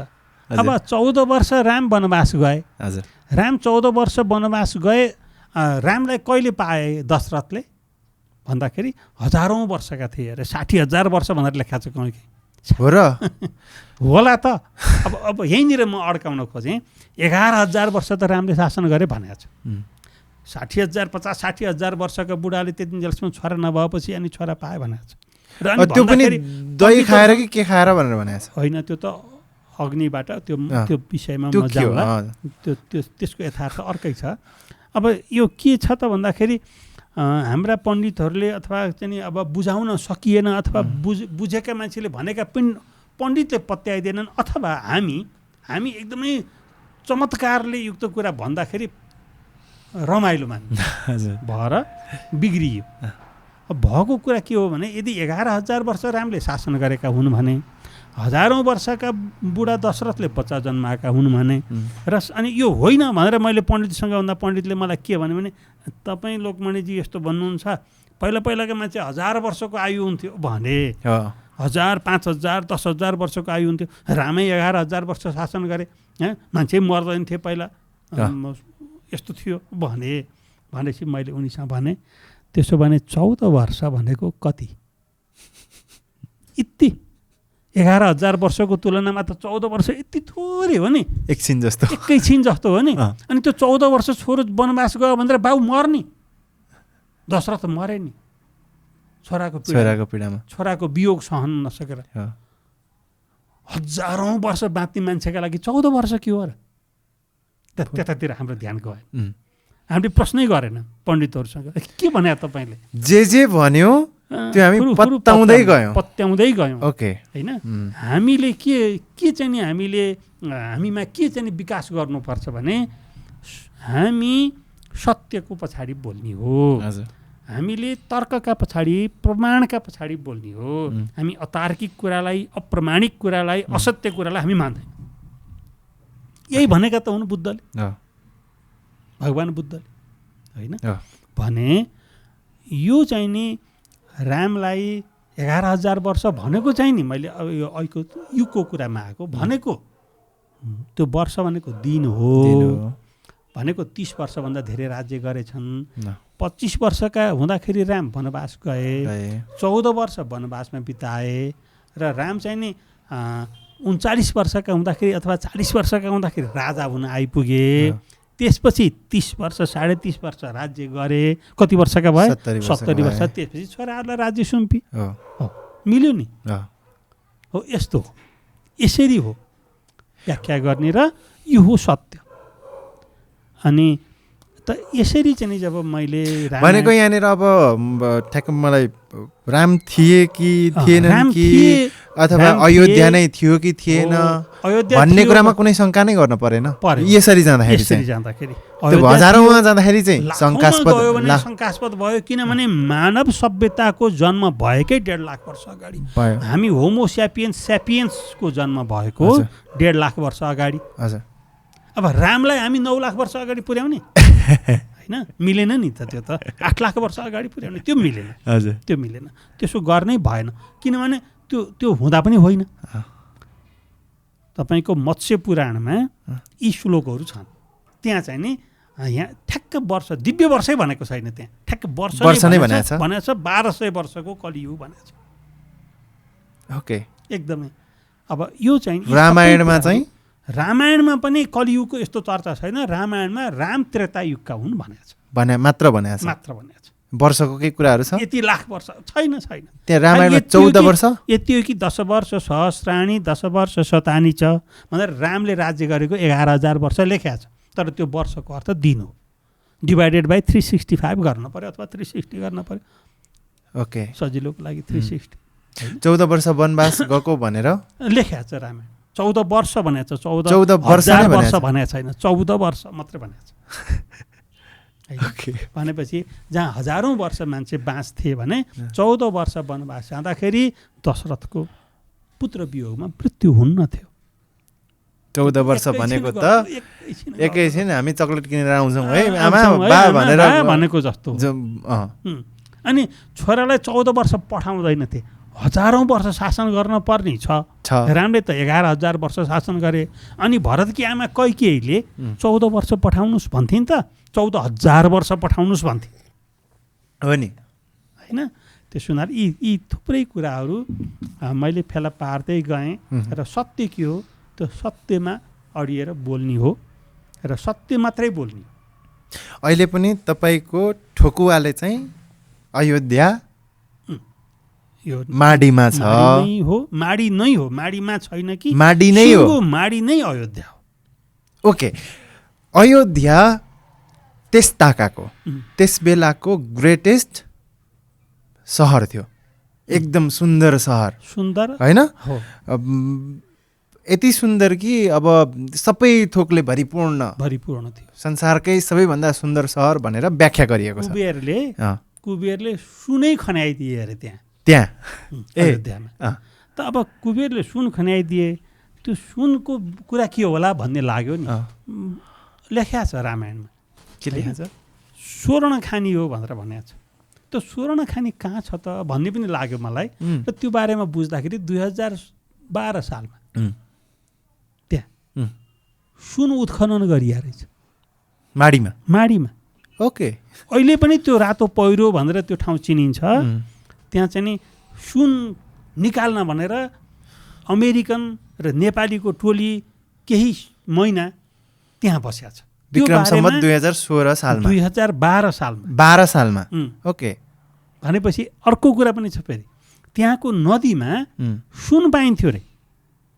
चाल्थे रे बालुवा चालेर जस्तो हामीले कर्णाली नदीमा कहाँ सुन्छौँ नि पहाडबाट बगेका नदीहरूमा पहाडमा यदि सुन छ भने त्यो सुन चाहिँ नि त्यो बालुवामा मिसिएर आउँछ र त्यसलाई चाहिँ नि चालेर निकालेर पगालेर विभिन्न प्रक्रियापछि सुन बनाइन्छ हो त्यो चाहिँ नि त्यहाँ माडीका त्यहाँ बुझ्दाखेरि मैले फेला पारेँ त्यहाँका पहिलेका मान्छेहरूले थारूहरूले होइन बालुवा चालेर सुन निकाल्ने गर्थे ओके भनेपछि त्यो स्वर्ण खानी हो भने यो व्याख्या फेरि अयोध्या महात्म्यमा छ अयोध्या महात्म्यमा त्यहाँ सुन भएको पर्वत पनि छ है अयोध्यामा भनेर लेखेको छ भनेको जता जे व्याख्या गरे पनि माडी नै मिल्छ त्यही मात्रै मिल्यो फैजाबाद कतै पनि केही पनि मिलेन छैन माडी छ अनि अर्को अचम्म के छ भने जुन वाल्मीकि आश्रम छ नि वाल्मीकि आश्रम धेरै ठाउँमा छन् अब हामी चाहिँ नि त यहाँ भएको हुनाले हाम्रो वाल्मीकि आश्रम त्यही हो त्यही मात्रै छ भन्ठान्छौँ तर चाहिँ नि वाल्मीकि आश्रम इन्डियामा गएर इन्डियाका मान्छेहरूसँग बुझ्ने हो भने उनीहरूले हाम्रो वाल्मीकि आश्रमको नामै नसुनेका पनि हुँदो रहेछन् किनभने उहाँ बिठुरमा छ वाल्मीकि आश्रम र त्यसलाई उनीहरूले प्रामाणिक मान्छन् त्यो बिठुरको वाल्मिकी आश्रममा महात्मा गान्धी 2 महिनासम्म आन्दोलनका बेला त्यहीँ बस्या रहेछन्। त त्यसलाई महत्त्वपूर्ण ठान्दा रहेछन्। तर यहाँहरूले चाहिँ अब युट्युबमा यता हेर्नुभयो कि हेर्नुभएको छैन, केही समय यता भनेको यो 68 साल यता मैले चाहिँ एकपल्ट वाल्मिकी आश्रमका बारेमा, पहिला मैले रामायणका बारेमा बोलिनँ। सुरुमा मैले वाल्मिकी आश्रमका बारेमा मात्रै बोलेँ, वास्तविक वाल्मिकी आश्रम त्यहाँ हो भनेर। त्यो बोलेपछिको केही समयपछि मलाई इन्डियामा पश्चिम चम्पारणमा त्यहाँ मलाई चाहिँ सम्मान गर्न बोलाइयो। इन्डियनहरूले मलाई सम्मान गरे है। यहाँ वाल्मिकी आश्रम छ भन्दा, किनभने उनीहरूका लागि राम्रो नि, पश्चिम चम्पारणसँग जोडिएको भयो त्यो क्षेत्र। त्यहाँको विकास भयो भने चम्पारणको विकास हुन्छ। ओके है। त उनी अब त्यो वाल्मिकी आश्रम होइन, त्यहाँ वाल्मिकी आश्रम छैन, त्यो नमान्नुहोस् भन्ने पण्डितहरू छन् इन्डियामा। है। त्यहाँ उहाँहरू भाषण गर्नुहुन्छ। अब नामै नभनौँ, उहाँ अहिले पनि हुनुहुन्छ। उहाँले यो कुरा कसैबाट सुन्नुभयो भने उहाँले बुझ्नु होला कि वाल्मिकी आश्रम शास्त्रमा वर्णन गरिएको वाल्मिकी आश्रम, शास्त्रसम्मत वाल्मिकी त धेरै ठाउँमा पुग्यो होला, धेरै ठाउँमा गएर बस्यो होला, बिठुरमा पनि पुग्यो होला है। मैले त्यो चाहिँ खण्डन गर्दिनँ। बिठुरमा पनि वाल्मिकी पुग्यो होला, त्यहाँ पनि चाहिँ वाल्मिकी पुगेको केही प्रसङ्ग होला। वाल्मिकी चाहिँ यहाँ भक्तपुरमा पनि छ वाल्मिकी आश्रम नेपालको, त्यहाँ पनि वाल्मिकी चाहिँ आएर बस्यो। वाल्मिकी गर्मीका बेलामा आएका हुन् कि जस्तो पनि लाग्छ मलाई होइन। त वाल्मिकी त धेरै ठाउँमा पुगे, तर जुन वाल्मिकी आश्रममा सीताले बच्चा जन्माइन् लवकुश, त्यो चाहिँ नि त्यही चितवनको वाल्मिकी आश्रम। किनभने त्यो वाल्मिकी आश्रमको व्याख्या रामायणमा छ। त्यो व्याख्यामा के छ भने पूर्वपट्टि तमसा भनेको छ। तमसा भनेको कालो त्यो नदीको नाम हो होइन। पूर्वपट्टि र उत्तर पश्चिमपट्टि गङ्गा भनेको छ। हजुर। त गङ्गा र तमसाको दोभानमा वाल्मिकी आश्रम भएको वर्णन छ सुरुमै वाल्मिकी रामायणको। त त्यस्तो त त्यहीँ मात्रै मिल्छ, अन्त मिल्दैन। ठ्याक्कै दोभानमा त्यहीँ छ। अर्को पनि कुरा छ, वाल्मिकीले आश्रमको वर्णन गर्दा गरेको, त्योबाट अयोध्या नजिकै छ। वाल्मिकी आश्रमबाट अयोध्या नजिकै छ, त्यो कुरा वाल्मिकीले लेखेको छ। कस्तो नजिकै छ त भन्दाखेरि लवकुशलाई रामायण घोकाउँछन्। उति बेला कस्तो थियो भने अब कस्ता कलमले चाहिँ अब बनाएका मसी हुन्थे र कस्ता कलमले लेख्थे, तर त्यो चाहिँ दिगो हुन्न थियो होला सायद। र त्यतिखेरका लेखकहरूलाई के चाहना हुँदो रहेछ भने घोकाउने, कण्ठ बनाउने, र त्यो चाहिँ नि पिँढी अर्को पिँढी सर्दै आउने कण्ठाग्र बनाएर, कण्ठाग्र बनाउने। त्यो कण्ठाग्र नै यो मानव सभ्यतासँग बग्दै आउने। त त्यसरी नै रामायण उनले कसलाई कण्ठ गराएका थिए त भन्दा लवकुशलाई। उनीहरूकै कथा भयो, उनीहरूकै बाको कथा जीवनी भयो, कण्ठ गराएको थिए। गराएपछि कण्ठ भइसकेपछि के हुन्छ, बच्चाहरूलाई अर्कालाई सुनाम भन्ने हुन्छ। त्यस्तैमा एउटा चाहिँ आयोजना भएको थियो, ठुलो समारोह, विभिन्न ऋषि मुनिहरूलाई बोलाइएको थियो। त्यो समारोहमा लवकुशलाई रामायण पाठ गर्न लगाइयो, वाचन गर्न लगाइयो। त्यो रामायणमै छ, वाल्मिकी रामायण। वाचन गर्न लाउँदाखेरि यति मिठो वाचन गरे कि ऋषिहरूले कसैले चाहिँ कपडा वस्त्र चाहिँ उपहार दिएछन् होइन, कसैले माला लगाइदिएछन्, कसैले पैसा दिएछन् गरे। त्यो वर्णन पनि छ। ओके। त्यसपछि ऋषिहरू आफ्ना घर लागेपछि फेरि लवकुशले गएर वाल्मिकीसँग भन्दै, हामीलाई नजिकै कहीँ यस्तो सहरमा गएर अरू मान्छेलाई पनि सुनाउन मन लाग्यो रामायण होइन, कति राम्रो भएछ है, हामीले गाएको भन्दा एकदमै मिठो गायो, हामीलाई मन लाग्यो, कहाँ जाने होला भने। कति वर्षका थिए? 12-13 वर्षका थिए लवकुश। अब कहाँ पठाउने त? त्यसपछि नजिकै अयोध्या छ, त्यहीँ गएर गा भनेपछि लवकुश चाहिँ नि हिँड्दै अयोध्या पुग्यो। बिहानै उठेर हिँड्यो होला नि, दोपहरमा अयोध्या पुगेको वर्णन छ वाल्मिकी रामायणमा। अब आयो, यसले पनि के सिद्ध गर्दैन त भन्दा फैजाबादको अयोध्या सिद्ध गर्दैन। किनभने फैजाबादको अयोध्यामा कहाँबाट पुर्याउने लवकुशलाई? नेपालको वाल्मिकी आश्रमबाट पुर्याम, ती बच्चाले नदी त्यत्रो गङ्गा तरेर पैदल हिँड्दै हिँड्दै हिँड्दै फैजाबाद कति दिन लाग्ने हो, पुग्न परेको छ 2-4 घन्टामा। अनि बिठुरमा पुर्याम वाल्मिकी आश्रम, बिठुरबाट पनि फेरि 100-150 किलोमिटर चाहिँ नि पूर्वपट्टि पर्छ अयोध्या। भनेपछि आश्रमबाट पनि प्रमाणित भयो, वाल्मिकी आश्रमबाट। वाल्मिकी आश्रमबाट नजिकै भएको माडीको अयोध्या, जहाँ चाहिँ नि हिँड्दै हिँड्दै पहाडी बाटो उक्लिएर फेरि ओर्लिएर आउन सकिन्छ, त्यसले पनि अयोध्या, माडीको अयोध्यालाई पुष्टि गरे। अनि अर्को कुरा चाहिँ यहाँनिर कतिपय मान्छेहरूले के भन्नुहुन्छ, अहिले पनि मेरो विभिन्न पण्डितहरूसँग सङ्गत भइरहेको छ, उहाँहरूका कुरा सुन्छु, मलाई त रमाइलो लाग्छ। मलाई त के लाग्छ भने मलाई खण्डन गरिदिए हुन्थ्यो, बोलियो मान्छेले तपाईँले भनेको चिजको खण्डन गरिदिए हुन्थ्यो। किनभने उसलाई म गल्ती रहेछु भने मैले सुधार्न पाउँछु, होइन भने मैले झन् बोलियो कुरा खोज्न पाउँछु नि त। हो, एकजनाले मलाई खण्डन गरेर के भन्नुभयो भने तपाईँ के भन्नुभएको, त्यो लभको सानीचुने बच्चा हुन्, भगवान्का बच्चा, भगवान्का छोराहरू हुन्, अनि उनीहरूलाई चाहिँ त्यो हिँड्न गाह्रो 100 किलोमिटर 200 किलोमिटर 2 घन्टामा हिँड्थे नि भन्नुहुन्छ त। अनि मैले त्यसो भने राम त स्वयं भगवान्, बच्चा त त्यति छिटो हिँड्ने, राम कति छिटो हिँड्ने।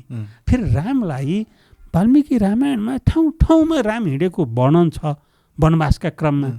किन होला 50-60 किलोमिटरभन्दा बढी हिँड्नै नसकेको? यसले के चाहिँ कुरा सिद्ध गर्छ भने अहिले पनि हामी हिँड्ने भनेको 50-60 किलोमिटर हो एक दिनमा पहिला।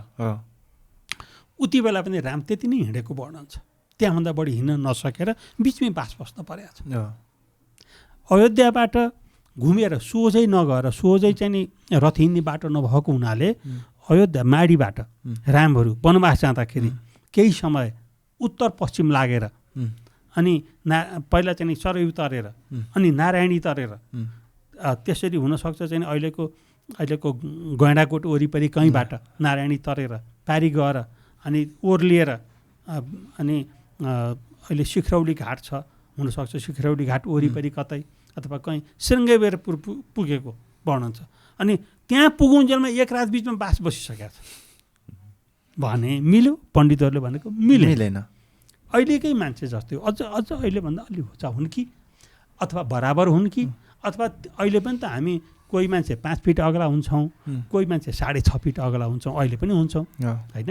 राम अलि अग्ला थिए होला, राजाका छोरा राजकुमार राम्रोसँग चाहिँ खानपान मिलेको थियो होला। अझ हनुमान त भव्य, राम र लक्ष्मण दुवैलाई काँधमा बोकेर पहाड चढेका छन् हनुमानले। हनुमान धेरै बलिया, त हनुमान दक्षिणी मान्छे परे। अब मान्छे भन्दा पनि फेरि यहाँनिर हनुमान बाँदर होइनन्, हनुमान पनि मान्छे हुन्, उनी दक्षिणी। अब अहिले पनि त दक्षिणी मान्छेहरू हाम्रो चाहिँ केरलातिरका दक्षिण भारतका इन्डियनहरू होइन, बडो हामीभन्दा जिउ डाल्ने चाहिँ बलिया बाङ्गा हुनुहुन्छ होइन। त्यसो हुनाले उति बेला पनि त्यस्तै हो। र हनुमानलाई चाहिँ नि केही हनुमानमाथि पनि अन्याय भएछ, यी बारेमा पनि मैले खोजी गरेको छु। हनुमान पनि हनुमान पनि बाँदर होइनन्, हनुमान पनि मान्छे नै हुन्। हनुमानले पनि संस्कृत पढाएको थिए। जब हनुमानको भेट हुन्छ, राम लक्ष्मणको हनुमानसँग भेट हुन्छ र हनुमानले वर्णन गर्छन् आफ्ना कुराहरू कहाँ हो के हो सुनाउँछन्, सुनाउँदाखेरि चाहिँ नि सुनाएर हनुमान जान्छन्। गएपछि रामले चाहिँ लक्ष्मणलाई भन्छन्, हेर त कति शुद्ध संस्कृत बोलेका, रामायणमा छ यो वाक्य, कति शुद्ध संस्कृत बोलेका हुन्, कति मिठो संस्कृत हो, यी त धेरै चाहिँ पढेका विद्वान जस्तो लाग्यो मलाई भनेपछि त्यो चाहिँ नि अब कसरी हनुमान चाहिँ बाँदर भए त के छ भने शास्त्रमा वानर छ। वानर भनेको हामीले त्यो वानरको अर्थ, संस्कृत वानरको अर्थ अहिले हामीले चाहिँ नि बाँदर लगाएछौँ होइन। वानर भनेको चाहिँ वामन शिवराम आप्टेको शब्दकोशमा गएर वानर भनेको के हो भनेर हेर्ने हो भने त्यसलाई पनि धन्यवाद दिन्छु। त्यो आप्टेले पनि त्यो अर्थ जोगाएछन्, मान्छे जस्तै मान्छेकै कुनै प्रजाति। अनि फेरि बाँदर पनि लेखेका छन्, तर त्यो पनि लेखेका छन्। त मैले अहिले भने अर्थान्तर भएको छ। अर्थान्तर भनेको के भने उति बेला के अर्थमा लेखिएको थियो, जस्तो अहिले वर्ष आयो नि, दिनको अर्थमा पनि वर्ष लेखिया रहेछ होइन। त्यो वर्ष हामीले अहिले चाहिँ के भन्ठाने, वर्ष मात्रै भन्ठाने, दिन चाहिँ छोड्यो हो। त्यस्तो भएछ। त्यो वानर भनेको पनि मान्छे जस्तै भनिएको हो, किनभने यता उत्तरतिरका मान्छेहरूले दक्षिणतिरका मान्छे देख्दाखेरि एकदमै ज्याङ्गो शरीर भएका, बडा अलि धेरै रौँ भएका शरीरभरि यस्ता मान्छे जस्तै भनेर वानर भनियो। जो अब हनुमानमाथि त्यो अन्याय, अब अयोध्यामाथि पनि अन्याय, राममाथि पनि अन्याय है। राममाथि पनि त अन्याय भयो नि, राममाथि पनि धेरै अन्याय भएको छ। र यसले के हुन्छ भने हाम्रो समग्र हिन्दू जगतमाथि, हाम्रा हिन्दू शास्त्रहरूमाथि कतै सब चाहिँ नि बिगारेर होइन, सबको चाहिँ नि अर्थको अनर्थ बनाइदिएर बडो चाहिँ नि बेकामका बनाउने षड्यन्त्रमा हामी परेका त होइन भन्ने पनि लाग्छ। ओके, यसमै जस्तो जनकपुर जहाँ जानकी मन्दिर छ, सीता, जनकपुर र माडीको कनेक्सन चाहिँ छ। कतिको प्रमाणिक छ? कस्तो प्रमाणिक छ भने रामायणमा 3.5 दिन लागेको छ जन्तीलाई जनकपुर पुग्न। 3.5 दिन पैदल हिँडेर। 1 दिनमा कति हिँड्न सकिन्छ भन्दाखेरि 50 किलोमिटर, 60 किलोमिटर, 70 कि 18, 3 दिनमा 180 किलोमिटर। त जनकपुर र माडीको बिचमा झन्डै 190-200 किलोमिटर छ पैदल बाटो चाहिँ। पैदल बाटो मिल्यो होइन। तर अब फैजाबादको अयोध्याबाट त कति छ भने 400-500 किलोमिटर छ हो। त्यो त सकिँदैन त्यति छोटो समयमा। अनि त्यो बारेमा प्रश्न गर्दाखेरि मैले भने मेरो खण्डन गरेर कसैले भनेको सुनेको थिएँ। त्यति बेलाका मान्छे त छिटो हिँड्थे नि त होइन। अनि फेरि अर्को कुरा छ होइन, त्यति त त्यो रामायणमा त रथमा चढेको छ त भनेको थिएँ। रथमा चढेको छ रामायणमा वर्णन। अनि किन तर के छ भने रथ सेना पनि थिए अरे जन्तीमा, हात्ती सेना पनि थिए अरे, हात्ती चढी पनि थिए, घोडचढी पनि थिए, रथ चढी पनि थिए र पैदल पनि थिए। अब मैले उहाँहरूसँग प्रश्न गर्छु, अहिले जन्ती हिँड्यो भने कारमा दुला बस्या छ है, पैदल पनि जन्ती छ भने कार खुर्र दुलै कहाँ पुग्ने, बाँकी पैदल पुग्ने हुन्छ र हुन्न? सिन्दुर हाल्दै गर्दा पुग्ने हुँदैन नि, सँगसँगै जान्छन् नि। हो त्यही भयो। सबै थिए तर घोडा पनि दौडिएनन्, हात्ती पनि पैदलकै स्पिडमा हिँड्न पर्यो। त यसो हुनाले हो त्यो रथ पनि पैदलकै स्पिडमा कुद्यो अथवा बिसायो होला नि, ठाउँमा कुर्दै पैदललाई कुर्न पर्यो। त्यसो हुनाले यो के छ भने सत्य मात्रै बोल्ने, के सत्य मात्रै भन्ने। अब जे पनि नभन्ने, जे पनि भन्दाखेरि अब छिटो मान्छेको स्पिड छिटो थियो भन्नेमा नि वाल्मिकी रामायणमा भनेको रामहरू किन हिँड्दाखेरि किन बिसाए त भन्नेको पुष्टि भएन। फेरि नथाक्नु पर्ने हो, त्यो पनि मिलेन। त्यसो हुनाले यो दूरी पनि मिल्छ। मैले भन्न खोजेको माडी र जनकपुरका बिचको जुन दूरी छ त्यो दूरी रामायणको वर्णनसँग मिल्छ। ओके, भनेको अब यी सबै चिजहरूलाई यो सबै चिजहरूलाई हेर्ने हो भने चाहिँ पुरातात्विक हिसाबले, सांस्कृतिक हिसाबले, ऐतिहासिक रूपमा, सबै रूपमा चाहिँ माडी नै रामको जन्मभूमि अयोध्या हो भन्ने कुराको पुष्टि हुन्छ। ओके, अब यो सँगसँगै मैले यो तपाईसँग कन्भर्सेसन गर्ने भनिसकिसकेपछि केही चिजहरू हेर्दाखेरि चाहिँ इरानलाई पनि राम जन्मेको ठाउँ भनिदो रहेछ, इरानमा जन्मेको भनेर पनि रहेछ, भनेको अयोध्या इरानमा पनि रहेछ, अफगानिस्तानमा पनि रहेछ, इन्डिया पनि अरे। अब यहाँ पनि भनेको सबैले चाहिँ किन भनिरहेछन् भनेको यो के हो खासमा? थाइल्यान्ड पनि होइन, यो के हो? यो भनेको यो के हो? छुट्टा छुट्टै रामहरू हो कि एउटै राम हो कि अयोध्या धेरै हो कि यो के त भन्दाखेरि यो फरक कालमा जन्मेका रामहरू हुन् कि हो के हो खासमा? यसमा जाउँ, यो के भने फरक फरक कालमा जन्मिएका राम पनि होइनन्, राम एउटै हुन्, जन्मिएको अयोध्यामै हो। अब अहिले हामीले तत्कालै देख्यौँ कि दुईवटा अयोध्या, अहिले तत्काल अयोध्या देख्यौँ होइन। तर इन्डियामा झन्डै 14वटा अयोध्या छन्। 14वटा।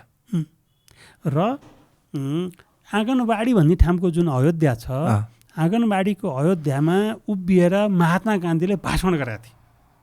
हजुर। र त्यही अयोध्या नै हो भने चाहिँ गर्यो होइन। त फेरि महात्मा गान्धी पनि हिन्दू धर्मका ज्ञाता, नबुझेको त महात्मा गान्धीले अवश्य थिएन। तर एउटा दुःखको कुरा के छ भने इन्डियाका विद्वानहरू, इन्डियाका चाहिँ नि एकदमै ज्ञानीहरू, उहाँहरूले चाहिँ सत्य कुरा बोल्न डराउनु भयो। उहाँहरूले अयोध्या फेला पर्यो भन्ने कुरा त छुट्टै पर्यो, त्यो सायद त्यतातिर ध्यान गएन। उहाँहरूले सत्य कुरा किन बोल्न डराउनु भयो त भन्दाखेरि अब मुद्दा चलेको छ अथवा चाहिँ नि विरोध भइराखेको छ, त्यसकै विपक्षमा हामी किन बोलिहालौँ भन्ने भयो।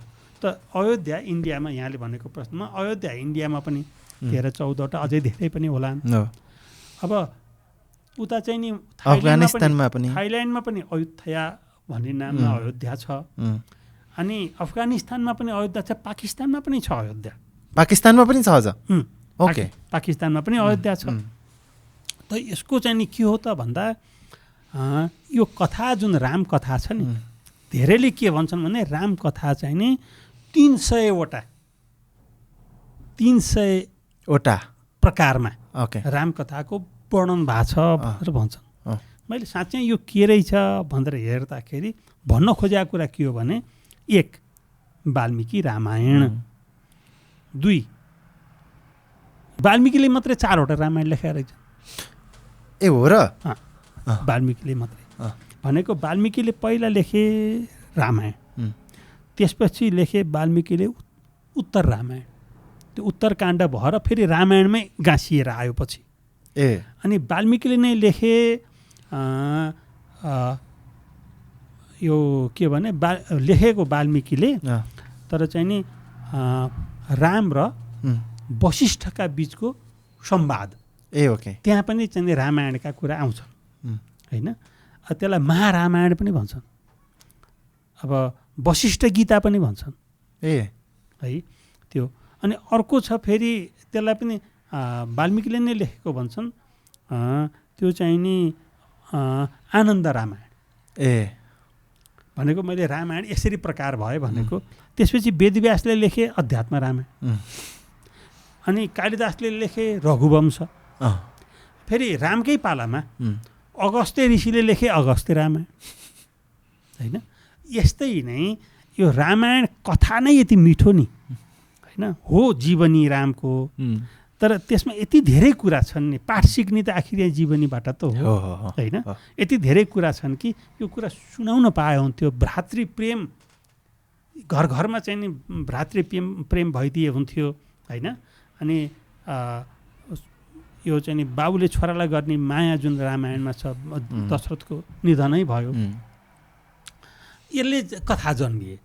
यो यस्तो कथा चाहिँ अब अचम्म छ, चीनमा पनि रामायण छ, चीनमा पनि रामायण छ त्यो। अनि तिब्बतमा पनि छ, खोमेनी रामायण के भन्ने नाममा, खोमेनी भन्ने नाममा तिब्बतमा पनि छ। यस्ता रामायणहरू विभिन्न मुलुकमा बने होइन। यो त हाम्रा लागि त एकदमै चाहिँ नि खुसीको कुरा होइन।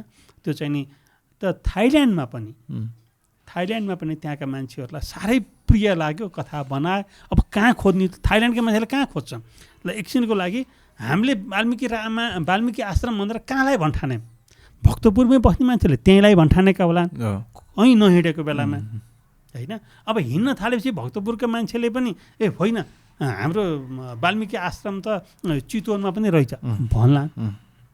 त्यहाँभन्दा पर त म पनि पुगेको थिएँ धेरै पहिला, मलाई पनि वाल्मिकी आश्रम भनेको त्यहीँ मात्रै हो जस्तो लाग्थ्यो। जब इन्डिया पुगेँ, ल वाल्मिकी आश्रम त 8-9वटा रहेछ इन्डियामै। स्वर्ण मन्दिर नजिकै वाल्मिकी आश्रम रहेछ, यही नै वाल्मिकी आश्रम हो भन्दा रहेछ। अब आयो बिठुरमा वाल्मिकी आश्रम रहेछ, यही हो भन्दा रहेछ होइन।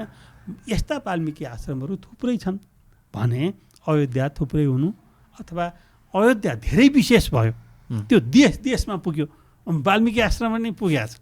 वाल्मिकी आश्रम थाइल्यान्डमा पनि छ, वाल्मिकी आश्रम पनि पुगेको छ, तर त्यति धेरै पुगेन जति अयोध्या चाहिँ नि जति अयोध्या अफगानिस्तान पुग्यो, पाकिस्तान पुग्यो, त्यसरी नै पुगेन। तर यसको अर्थ यो होइन कि यी सबै अयोध्या नै राम जन्मन मिलेन नि। राम त एकै ठाउँमा जन्मे, त्यो जन्मिएको छ नि माडीमा। तर त्यो अयोध्याको परिकल्पनामा भनेको अयोध्याको परिकल्पना कसै रामायणका आधारमा त्यहीँका मान्छेलाई त्यही नजिकै सोचे। अफगानिस्तानमा रामायण पुग्यो, त्यहाँकाले त्यही नजिकै सोचे। यस्तो भएको होला, मलाई लाग्यो यस्तो भएको होला, त्यस्तो भएको होला। तर अब यसलाई चाहिँ राम सबै ठाउँमा जन्मेको भनेर बुझ्न पनि मिलेन।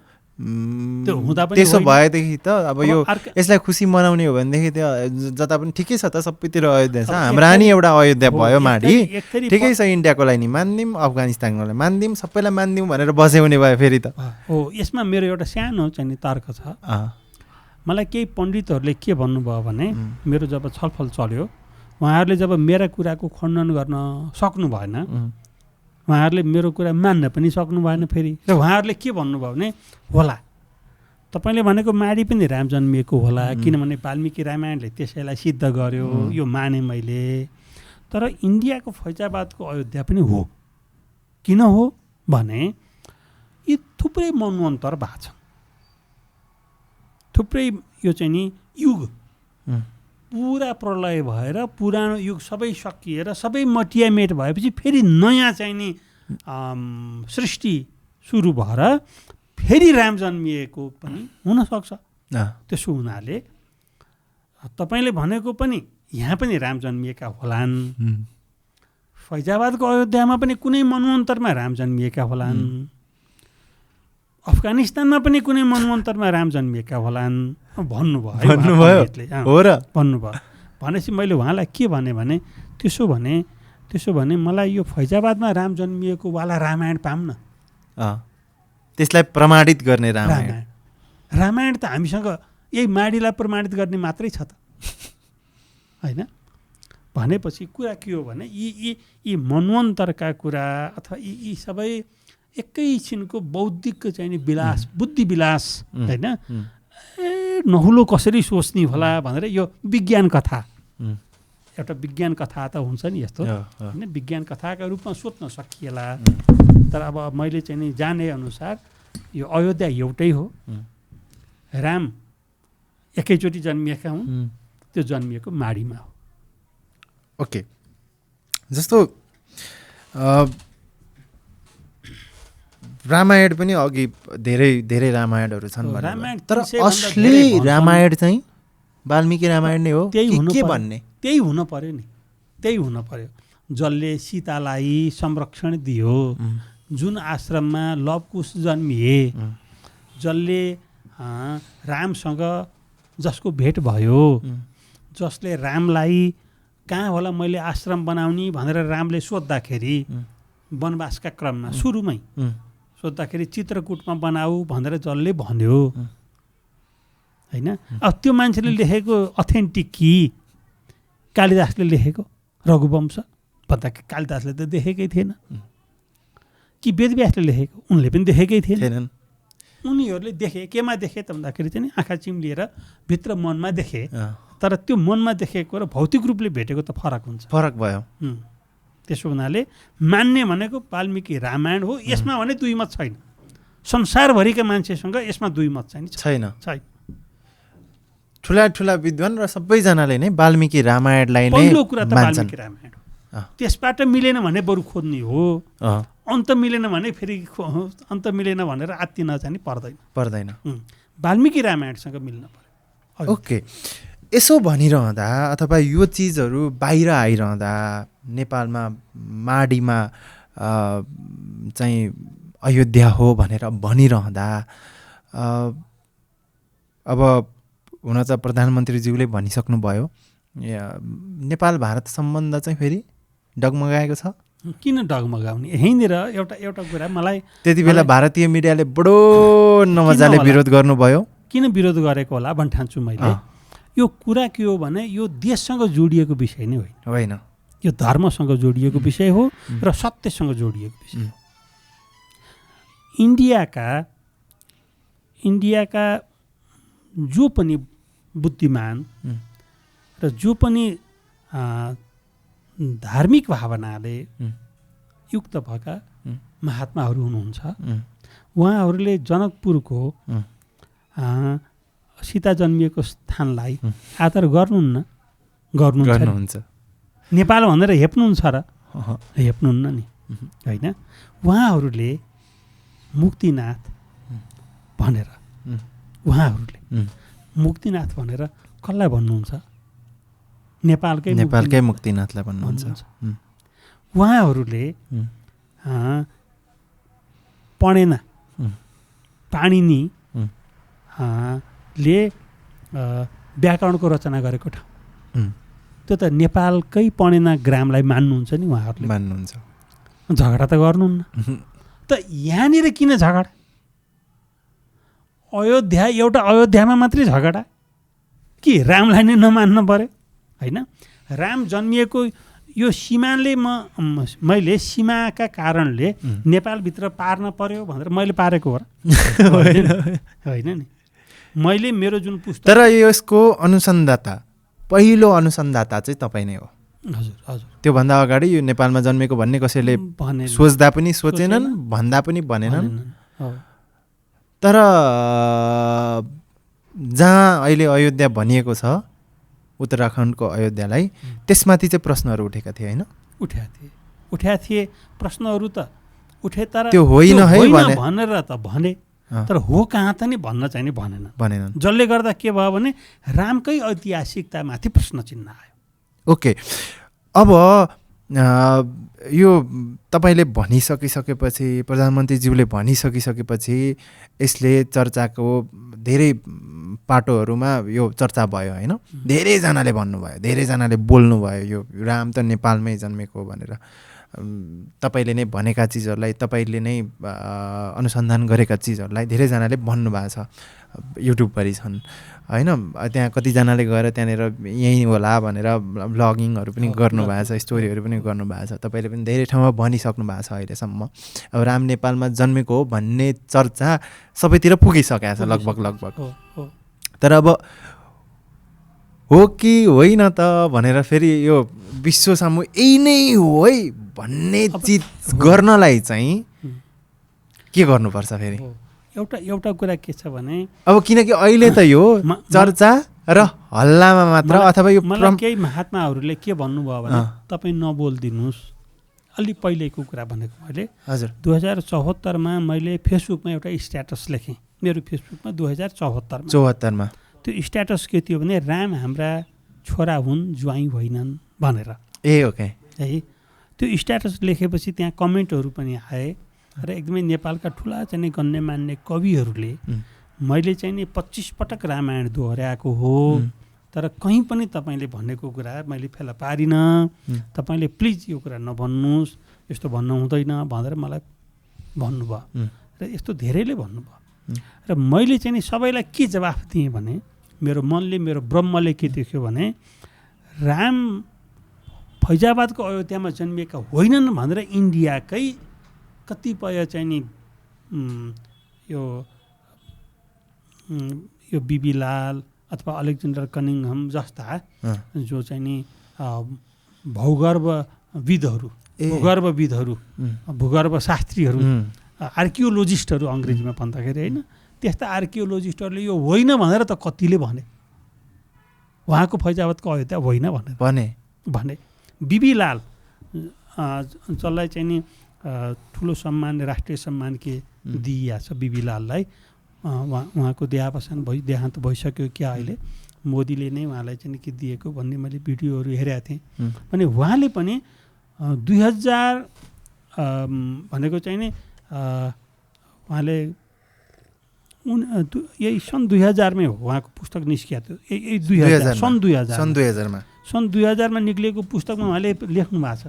त्यहाँ के लेख्नु भएको छ भने त्यो फैजाबादको अयोध्यामा 700 BC भन्दा अगाडि केही मानव सभ्यताको कुनै चाहिँ श्री गणेश भएकै थिएन भनेर ओके भनेपछि त त्यसले के गर्यो मेरा मनमा भने हामी इतिहासविहीन ऐतिहासिकतै नभएका हुँदै गयौँ कि हामी रामलाई इतिहासबाट निकालिदिने हो भनेको रामलाई फैजाबादको अयोध्यामा लगेर अड्याइदिने हो भने त हामी इतिहासविहीन भयौँ नि। किनभने त्यहाँ त राम जन्मिएकै होइन भनेर धेरै कुराले पुष्टि गर्यो।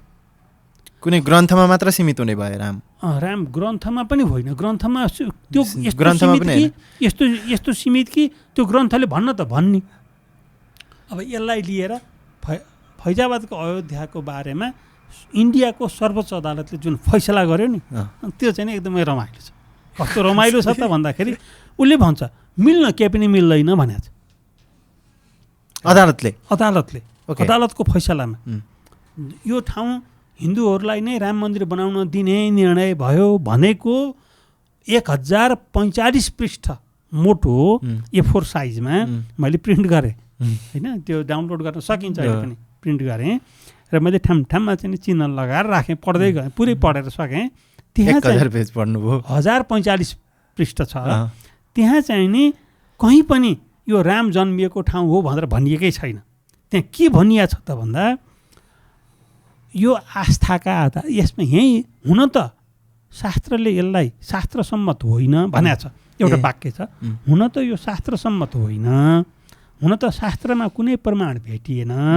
ती नभेटिएका शास्त्रहरू अयोध्या महात्म्य हो, वाल्मीकि रामायण हो, रामचरितमानस हो लेख्या छ। यी ग्रन्थहरू कहीँ पनि भेटिएन।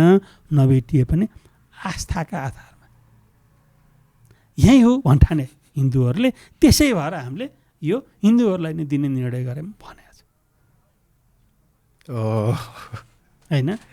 अब अदालतको निर्णयमै त्यही छ। अब यसले चाहिँ नि के गर्यो भने मलाई अर्को पनि पीडा भयो। यसले खुसी पनि लाग्यो किन अदालतले झुटो त बोलेन। झुटो किन बोलेन भने प्रमाण कहीँ पनि भेटिएन त भन्यो। तर धर्मलाई लगेर आस्थामा मात्रै गएर अड्याउन मिल्छ? मिल्दैन। किन मिल्दैन भने हुन त बुद्ध थिएनन्। हुन त बुद्ध जन्मिएका होइनन्। हुन त बुद्ध जन्मिएको यो ठाउँ होइन होइन। तर मान्छेले आस्था गरेको हुनाले बुद्ध थिए भनेको भन्दाखेरि मिल्छ त? मिल्दैन। त्यो त अपमान भयो। त्यसले के हुन्छ भने आस्थामा मात्रै धर्मलाई अड्याइदिन खोज्ने हो भने धर्म क्षय हुन्छ, धर्मको नाश हुन्छ, धर्म सकिन्छ। हामीले त्यहाँ राम जन्मिएको भनेर किन भनेको त भन्दाखेरि हामीले इतिहाससँग जोड्न खोजेको। इतिहाससँग दिन पर्छ। जोडिन सक्दैन भने त त्यहाँ गाह्रो छ। आस्थामा मात्रै टिक्दैन। भोलि मान्छ, भोलिको पुस्ताले मान्छ। तपाईँ कहाँ जानुभएको बुवा? म राम जन्मभूमि। राम जन्मिएको त्यहाँ हो र? होइन, आस्था। भनेपछि होइन, शास्त्रमा त होइन। तर आस्था मान्छ। आस्था भनेर मान्छ, भोलिको पिँढीले मान्दैन। यो त के हो भने समग्र चाहिँ नि हिन्दूहरूका लागि, विश्वभरिका हिन्दूहरूका लागि, इन्डियाका हिन्दूहरूका लागि पनि, हिन्दूहरूका लागि मात्रै होइन क्या, यो त इतिहासको विषय भएको हुनाले सबैका लागि होइन। एउटा इतिहासको पात्रको जन्मभूमि फेला पर्यो। आस्थामा मात्रै बस्न परेन। अब इतिहास भयो, प्रामाणिक रूपमा फेला पर्यो। उनी कुनै त्रेतायुग लाखौँ वर्ष अगाडिका पनि होइनन्। शास्त्रहरूले चाहिँ पुरा उनको अब यस्तो छ क्या, रामको पुस्ता छ छैन। रामका छोराको नाम कुश जेठा लव कान्छा। किन लव कुश भने साँच्ची हो? हामीले लव कुश भन्छौँ नि। कुश लव हो खासमा। कुश लव हो होइन। कुश जेठा हुन्, लव कान्छा हुन्। अनि फेरि यो पनि होइन कि आमाले सीताले छोरालाई लिएर गइन् अनि कोर्कामा हेर्दाखेरि वाल्मीकिले कसैलाई पनि देखेनन्, बच्चा देखेनन्। हे ज्या, म भित्र ध्यान गर्न लागेको थिएँ। सीताले छोडेर गइन् होला, बाघ भालुले लगाएछ कि जङ्गल। सीता आएर रुनी होलिन् अब म यो कुशबाट एउटा बच्चा बनाउँछु भनेर कुशबाट फेरि अर्को बच्चा बनाए र अनि सीता आइन् पँधराबाट तर काखामा बच्चा थियो बच्चै लिएर गएको थिएन बुढा ध्यानमा बसेको भएर अनि आउँदाखेरि त अर्को बच्चा देखिन् अनि उस्तै किनभने अब वाल्मिकीले उस्तै बनाए कुशबाट अनि त्यसको नाम कुश राखे भन्ने यस्तो एउटा नयाँ कथा तर त्यो चाहिँ होइन रामायणमा त्यस्तो छैन रामायणमा दुईटै जुम्ल्याए बच्चा हुन् जुम्ल्याई बच्चा जन्मिया छन् पहिलो बच्चाको नाम लव हो के अरे कुश हो दोस्रो बच्चाको नाम लव हो होइन कुश जेठा हुन् तर अब आयो हामीले लवकुश भनियो सजिलो भएको भएर जुम्ल्या भए अगाडि पछाडि अब अलि धेरै वर्षको ग्याप भएको भए त कुश लव भनिन्थ्यो होला जे होस् रामका छोरा कुशका छोरा फेरि कोही मलाई सबै नाम त लेखेको छु मैले अहिले यिनीहरूको पुस्ता कहाँ आइपुग्छ त भन्दा महाभारत कालसम्म आउँछ र महाभारत कालमा पाण्डवहरूका विपक्षमा उनीहरूले रामकै पुस्ताले लडाइँ गरेको छ अब फेरि तिनकै पुस्ताहरू राजा शुद्धोधनमा आइपुग्छ बुद्धमा आइपुग्छ रामकै वंशज हुन् बुद्ध अब त्यो वंश जोड्दै आउने हो भने जुन पुस्ता गन्दै जाने हो भने झन्डै 40 पुस्तामा पर्छन्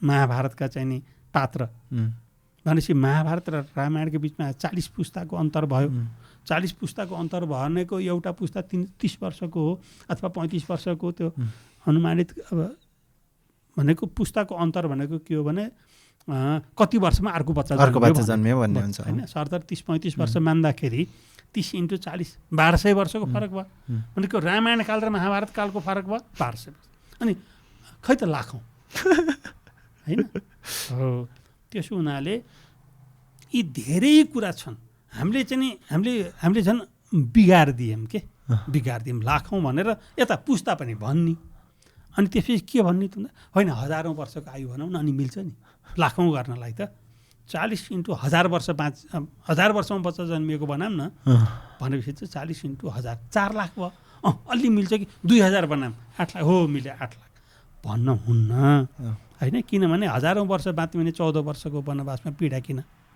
होइन यसरी हामीले इतिहाससँग जोड्न खोज्यौँ यो जोडियो भने सबैका लागि राम्रो होइन सबैका लागि राम्रो होइन अब यसका लागि चाहिँ यो जोडिनलाई अथवा तपाईँले भनिरहेका चिज प्रधानमन्त्रीज्यूले भनिरहेका चिज अथवा जतिजनाले मानिरहेका चिजहरू छन् यो चिजलाई साँच्चै पुष्टि गरेर यही हो है अयोध्या भनेर संसारमाझ यो के भन्छ त्यसलाई हो भनेर त प्रमाणितै गर्न जरुरी के गर्ने त जरुरी त छ एकदमै जरुरी अब यो तपाईँले भनेका चिजहरू सुन्दाखेरि हो कि क्या हो जस्तो अब हो जस्तो लाग्यो कि क्या हो भन्दा हो जस्तो लाग्ने होइन अब यसमा त्यसो हुनाले मैले के गरेँ भने मैले यो जुन यो पुस्तक गत वर्ष नै निक्लाउनु पर्थ्यो अझ गत वर्ष पनि होइन अझै अगाडि निस्कनु पर्थ्यो हजुर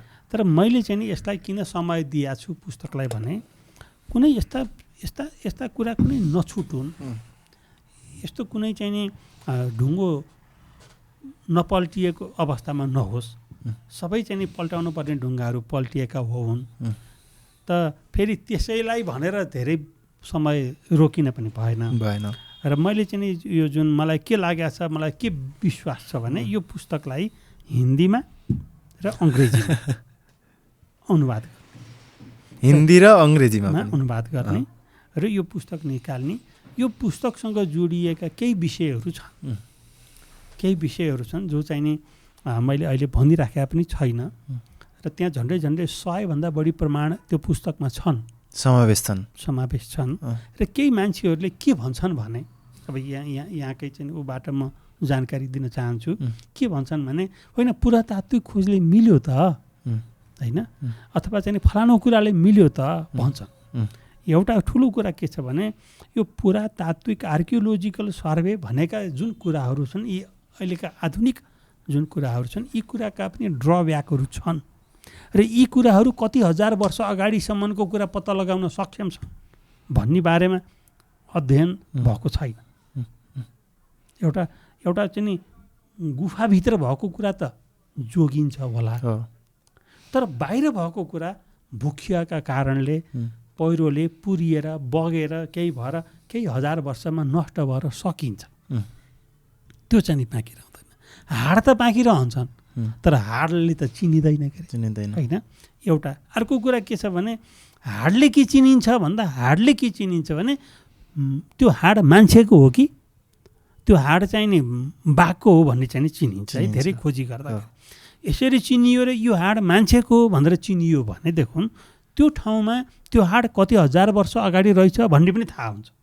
त्यो कति हजार वर्ष अगाडि रहेछ भन्ने थाहा भयो भने मानव सभ्यता त्यहाँ चाहिँ नि त्यति हजार वर्ष अगाडिदेखि विद्यमान रहेछ भनेर बुझिन्छ। जुन कुरा फैजाबादको अयोध्यामा फेला परेका हाडले के पुष्टि गरे त भन्दा हजार वर्षभन्दा अगाडि त्यहाँ मानव सभ्यता नै थिएन। रहेछ।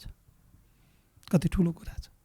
अब हामी त नेपाल त कस्तो भूमि हो भने यहाँ मानव सभ्यताको जन्म भएकै विश्वमै मलाई यस्तो लाग्छ विश्वमै पहिलो पटक आधुनिक मान्छेको जन्म भएको नेपालमा।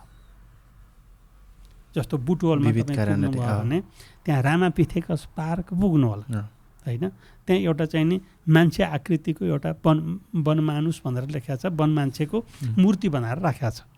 त्यो फेला परेको कहाँ हो त भन्दाखेरि त्यही जुन तिनाउ खोला छ नि त्यो बुटवलको सँगै बग्ने त्यो खोलाको किनारमा फेला परेको त्यो चाहिँ को विदेशीले खोजेको लेखिया छ भने यो मान्छे त्यो चाहिँ नि मान्छेको आदिम पुर्खा हो त्यो त नेपालमै रहेछ होइन। त किनभने नेपाल कस्तो त भन्दा संसारको सबैभन्दा सर्वोच्च शिखर सगरमाथा भएको मुलुक होइन। यहाँ चाहिँ नि यहाँका डाँडा काँडाहरू धेरै अल्टिच्युडका हिसाबले धेरै हाइटमा छन् समुद्र सतहदेखि। त पहिला पहिला भूमि जुन जलमग्न हुँदाखेरि मैले एउटा कुरा यो खोजी गर्दाखेरि एउटा कुरा मलाई के फेला पर्यो भने यो सम्पूर्णानन्द भन्ने हुनुहुन्छ इन्डियाका प्रकाण्ड विद्वान उहाँ दिवंगत हुनुभयो धेरै वर्ष भयो। उहाँले लेखेको आर्योका आदि देश भन्ने पुस्तक छ। आर्योका आदि देश भनेको आर्यहरूको पहिलो मुलुक पहिलो देश भनेको त्यो पुस्तकमा एउटा नक्सा छ। त्यो पुस्तकको पहिलो पेजमा त्यहाँ फैजाबाद छ। त्यो फैजाबाद चाहिँ नि पानी मुनि छ त्यो पुस्तक। त त्यसले पनि मलाई के गर्यो भने सम्पूर्णानन्द भनेको फेरि कस्तो मान्छे हो भने उहाँका नाममा इन्डियामा विश्वविद्यालय छ सम्पूर्णानन्द विश्वविद्यालय छ हो। उहाँ त्यस्तो प्रकाण्ड विद्वान हो। उहाँले लेखेको आर्योका आदि देशको पहिलो पृष्ठमा जुन नक्सा छ त्यो नक्सामा फैजाबादको अयोध्या चाहिँ नि जलमग्न देखाइया छ भनेको रामायण काल वरिपरिको समयमा त्यहाँ पानीले त्यो भूमि चाहिँ नि जलमग्न थियो। त जलमग्न भट्टा त गएर मनुले चाहिँ नि अयोध्या बसालेका थिएनन् होला। थिएनन्। ओके यो जस्तो अयोध्याको हामीले यति धेरै कुरा गऱ्यौँ कसरी व्याख्या गरिएको छ अयोध्या कस्तो सहर हो। जस्तो मैले मैले मैले मैले यसो रिसर्च गर्दाखेरि चाहिँ सुन र हिराले जडित महलहरू थिए बजारहरू थिए होइन पोखरीहरू थिए छेउमै नदी थियो होइन सबै चिजहरूले भरिपूर्ण सहर भनिएको छ। यसमा चाहिँ छोटोमा कस्तो सहर भनेर व्याख्या गरिएको छ। यसो छ अब यो मान्ने भनेको वाल्मिकी रामायण। वाल्मिकी रामायणमा चाहिँ एकदमै धेरै व्याख्या चाहिँ छैन सहर अयोध्याको बारेमा र वाल्मिकी रामायणमा एउटा अर्को अचम्म के छ भने रामहरूको बाल्यकालको व्याख्या पनि छैन। एकैचोटि रामहरू युवावस्थामा पुग्छन् जन्मन्छन् जन्मिएको व्याख्या छ जन्मिएपछि छैन। जस्तो कि कृष्णको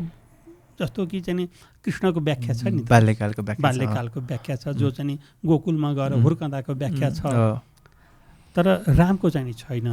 राम पढ्न कहाँ गएको भन्ने पनि छैन। एकैचोटि विश्वामित्र ऋषि मेरो चाहिँ नि यज्ञ रक्षार्थ चाहिँ नि मलाई तपाईँका छोरा दिनुहोस् भन्न भनेर विश्वामित्र माग्न आएको भन्ने वर्णन चाहिँ छ। र त्यहाँ चाहिँ नि यो नभएको हुनाले अयोध्याका बारेमा पनि त्यस्तो विशाल कुरा छैन, तर केही कुरा छन् जस्तो कि अयोध्याको क्षेत्रफलका बारेमा भनेको छ।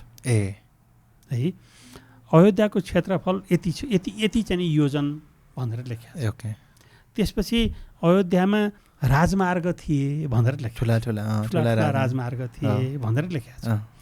त्यसपछि अनि तोरणहरू टाँगिया थियो भनेको चाहिँ अब उत्सवका बेलामा होला होइन, सहर झकिझकाउ थियो भनेको एउटा कुन प्रसङ्गमा छ भने रामको राज्याभिषेक सुरुमा पनि हुन खोजेको थियो, त्यो बेलामा पनि छ भनेको राम्रा रहेछन् महलहरू भन्ने छ।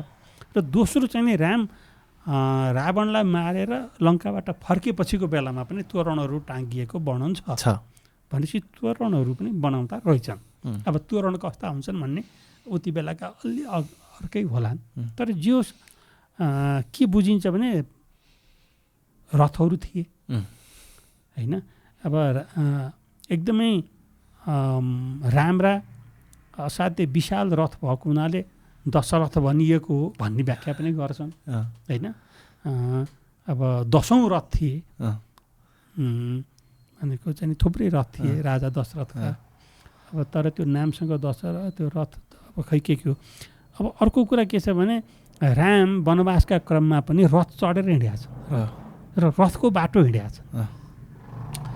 अनि र रथका चाहिँ नि जुन पाङ्ग्रा छन् ती पाङ्ग्राको डोप परेको छ भुइँमा, त्यो वर्णन छ। र चाहिँ नि रामले अयोध्यावासीलाई झुक्क्याउनु भनेर के भनेको वर्णन छ भने वाल्मीकि रामायणको सुरुमा एकैछिन तपाईँले रथलाई उत्तरतिर लैजानुहोस् र फर्काएर उताबाट फर्काएर ल्याउनुहोस्, किनभने त्यो उत्तरतिर गएको बाटो हेरेर हामीलाई उत्तरतिर गयो भने ठानेर मान्छेहरू उत्तरतिर जान्छन् अनि हामीलाई फेला पार्दैन अनि अयोध्यै फर्कन्छन्। किन रामको पछि लाएर आएको थिए नि त नगरवासीहरू। त त्यो वर्णनले के छ भने रथ रहेछन् र पाङ्ग्राका डोप पर्दा रहेछन् भनेपछि चाहिँ रथ गोरुङ्गै हुँदा रहेछन् र भव्यै रथ रहेछन् भन्ने भयो। यहाँ 2टा घोडाको ठाउँमा 4वटा घोडाले चलाउने 8वटा घोडाले चलाउने यस्ता रथहरू थिए पहिला, ठुला रथ थिए। त ती हिँड्ने बाटा चाहिए र अब अहिलेकै जस्ता पिच गरिएका थिएनन् कि भने जस्तो चाहिँ बुझिन्छ त्यो वर्णन पढ्दाखेरि। र म एउटा चाहिँ के कुरामा छु भने यो मानव सभ्यताको जुन विकास छ नि कतिपयले के भन्छन् भने अहिलेभन्दा धेरै ठुलो विकास थियो पहिला, यो चाहिँ नि विनाश भएर यस्तो भएको भन्छ। त्यस्तो चाहिँ नि मलाई लाग्दैन। त्यो रामायणमा जस्तो वर्णन गरिएको छ बस त्यस्तै होला। तर म कहाँनिर गएर म अहिले पनि अल्मलिएको छु भने पुष्पक विमानमा गएर अल्मलिएको छु है, त्यसमा अल्मलिएको छु। साँच्चै त्यो के होला भन्ने अहिले पनि म सोचिरहेको छु। तर चाहिँ नि एउटा चाहिँ नि धेरै पुरानो एउटा पुस्तक फेला परेको छ, पहिला जहाज बनाउने टेक्निकका बारेमा लेखिएको वैमानिक शास्त्र मैले फेला पारेको छु होइन। तर त्यसको पुरै भोल्युम चाहिँ नि छैनन् भने अब यस्ता चाहिँ नि विमान बनाउँदा रहेछन् कि होइन। अब यो अर्कै भयो हुनसक्छ। अब केही न केही नौलो कुरा भनौँ भन्दाखेरि चाहिँ नि अब पछि थपिएका कुरा हुन् कि यो अध्ययनका विषय हुन् यी। तर जुन सहरको वर्णन छ अयोध्याको क्षेत्रफल भनिएको छ आयता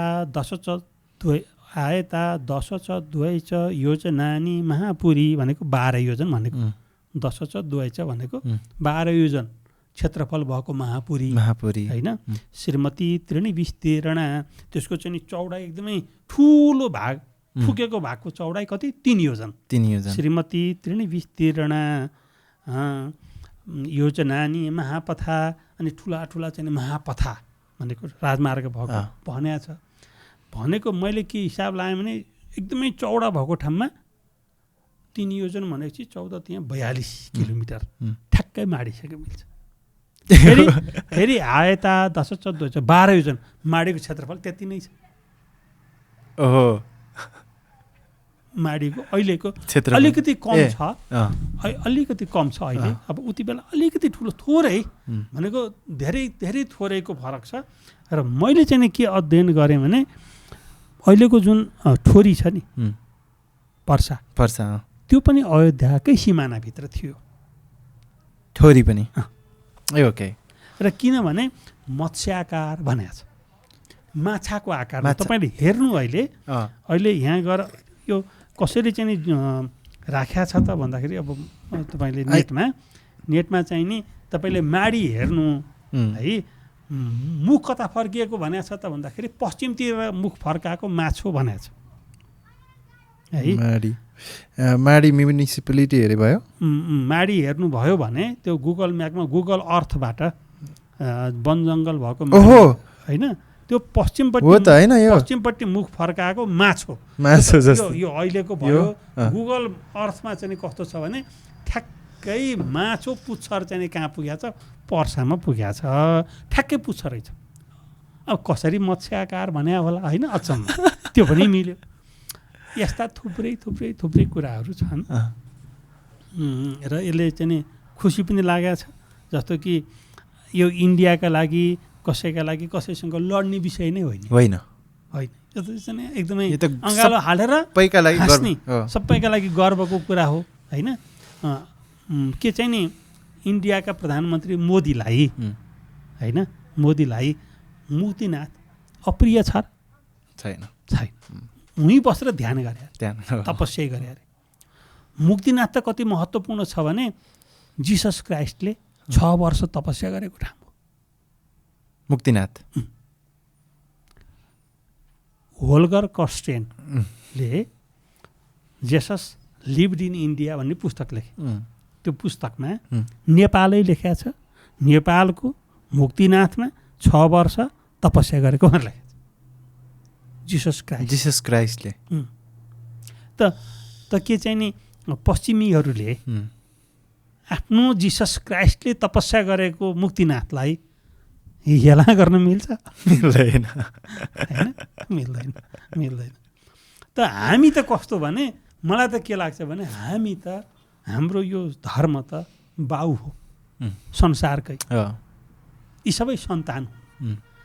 हामीलाई यो क्रिस्चियन भनेर त्यसलाई हेला गर्नु छैन, यो मुसलमान भनेर हेला गर्नु छैन, सबै हाम्रो धर्मका सन्तान हो। एक्ज्याक्टली। ओके, र अब अन्त्यमा यो माडीको विषयको अन्त्यमा त्यहाँ राम मन्दिर बनाउने भनेर योजनाहरू भए र त्यहाँको स्ट्रक्चरहरू पनि डिजाइन गरियो तर हुन सकेको छैन, अथवा केही कदमहरू चालिँदैछ कि के हुँदैछ त्यो चाहिँ? अब त्यो आखिर सबै कुरा गएर अर्थमा जोडिन्छ। अब पैसा निकासा पहिला केही भएको, अहिले त केपी ओली नै प्रधानमन्त्री हुनुहुन्छ, फेरि उहाँले बहुत धेरै चासो दिएको विषय भयो यो। हो अब हुन्छ होला होइन। जो भए पनि मेरो एउटा चाहिँ आग्रह के छ भने चाहे प्रधानमन्त्री केपी ओली अथवा चाहे प्रधानमन्त्री अर्को कोही जो भए पनि सत्य कुरा होइन भने देखुन् चासो नदिउँ होइन। सत्य कुरा हो भने देखुन् कसैसँग लड्ने कुरा होइन के। उहाँहरूले के बुझाउनु पर्छ भने इन्डियनहरूसँग पनि इन्डियाका राजनीतिज्ञहरूसँग पनि समस्या त चाहिँ नि इन्डियाका राजनीतिज्ञसँग भन्दा उहाँका धार्मिक मान्छेहरूसँग भएको समस्या चाहिँ इन्डियाका धार्मिक मान्छेसँग। किन धार्मिक मान्छेसँग भएको भने इन्डियामा पनि धर्म र राजनीति आपसमा एकासँग चाहिँ जोडिएका जस्ता छन्। त उहाँ चाहिँ नि उहाँको अयोध्याका लागि चाहिँ नि फेरि विभिन्न चाहिँ टिकडमहरू भएको छन्। तर सबैले बुझ्नुपर्छ। मलाई के लाग्छ भने सबैले बुझ्नुपर्छ, बुझाउनुपर्छ। झगडा गर्ने विषय नै होइन यो होइन। त राम्रो मन्दिर बन्नुपर्छ। यस्तो होइन कि त्योभन्दा राम्रो भन्न पर्दैन। मैले जानेको होइन, त्योभन्दा राम्रो संसारमै सबभन्दा राम्रो सबभन्दा धेरै पैसा खर्च गरेको बनाउनु पर्दैन। सत्य हो। तर एउटा चाहिँ नि त्यहाँ मैले त मन्दिर मात्रै भनेको छैन कि मैले बनाउनु पर्ने कुरा के भनेको छु भने त्यहाँ जडीबुटीका लागि जडीबुटी पार्क बनाउनु पर्छ, अथवा चाहिँ वनलाई नै त्यो सोमेश्वर जुन पर्वत छ त्यो पर्वतलाई जडीबुटी पर्वत बनाउन घोषणा गरियोस् होइन। त्यहाँ नयाँ त्यहाँ अद्भुत जडीबुटी पाइन्छन् अहिले पनि। र रामायणमा के व्याख्या छ भने हनुमानले सञ्जीवनी पर्वत लिएर जाँदाखेरि अयोध्यामा केही भाग खस्यो। ओके, सञ्जीवनी पर्वतको केही भाग खस्यो। त्यो त्यही सोमेश्वर पर्वत हो भनेपछि त सञ्जीवनी पर्वत भनेको त्यस्ता जडीबुटी भएको पर्वत केही भाग खसेको भएपछि त त्यस्ता जडीबुटी त्यहाँ पनि पाउनै भयो पाउनु पर्यो होइन त्यस्तो विकास गरौँ होइन अनि त्यसपछि चाहिँ अर्को कुरा के छ भने रामायणमै रामले जटायु पार्क बनाएको वर्णन छ जटायु भनेका त सीतालाई रावणले हरण गरेर लैजाँदै गर्दाखेरि बाटामा रोक्न खोज्ने अझ राजा दशरथकै मित भनेर बताएका छन् रामलाई हुन् उनको चाहिँ मृत्यु हुन्छ रावणले चाहिँ पखेटा काटिदिने के वर्णन छ त मृत्यु भएपछि राम चाहिँ नि क्रिया बसेका हुन्छन् मित बा भएको भएर त त्यो जटायु पार्क पनि बनेको छ कहाँ अयोध्यामा अर्को कुरा छ सीतालाई रावणले चाहिँ जुन लङ्कामा राख्यो नि राख्दाखेरि चाहिँ नि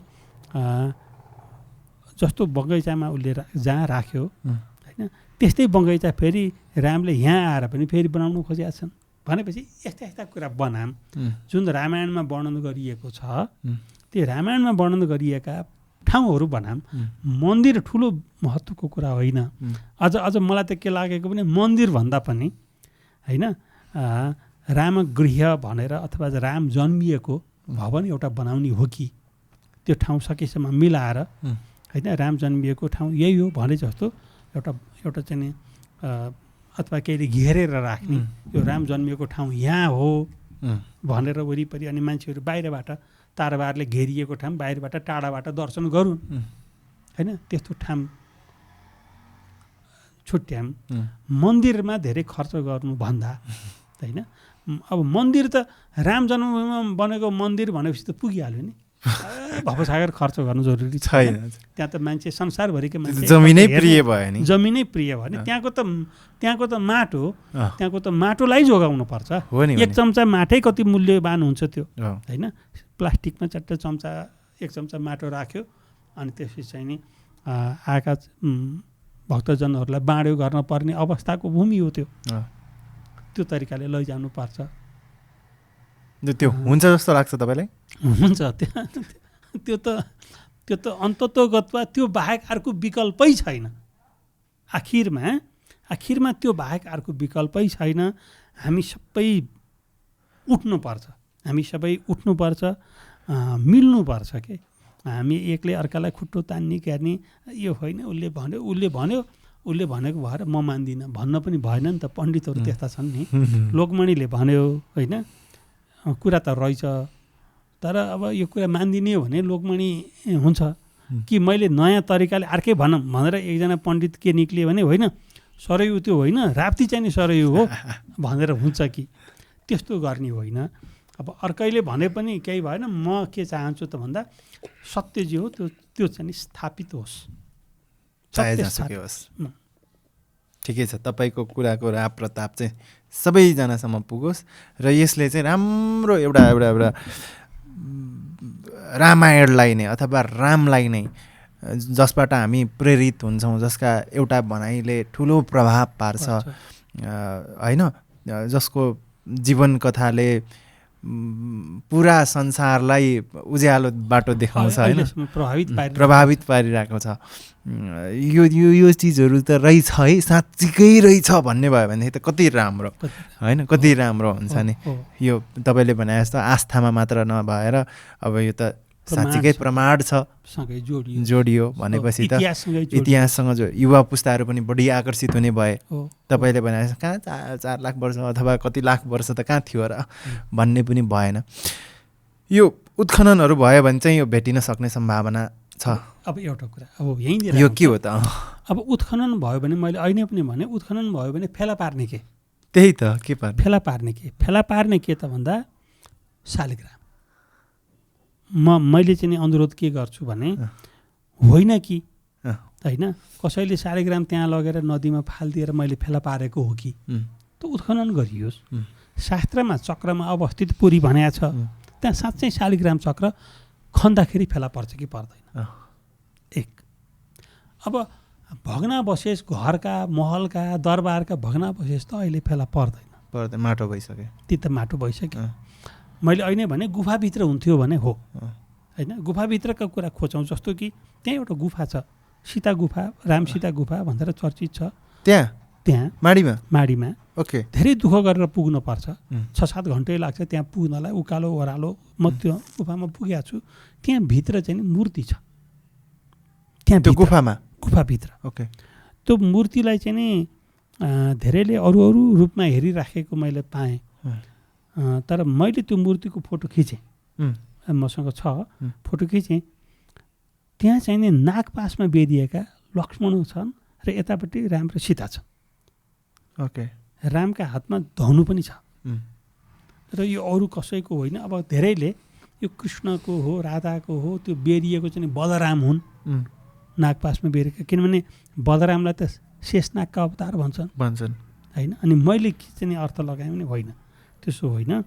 लक्ष्मण जुन रावणसँगको युद्धमा लक्ष्मणलाई नागपासमा बेरिएको थियो, त्यो चाहिँ नि रामले आएर सुनाएको थिए अयोध्यामा।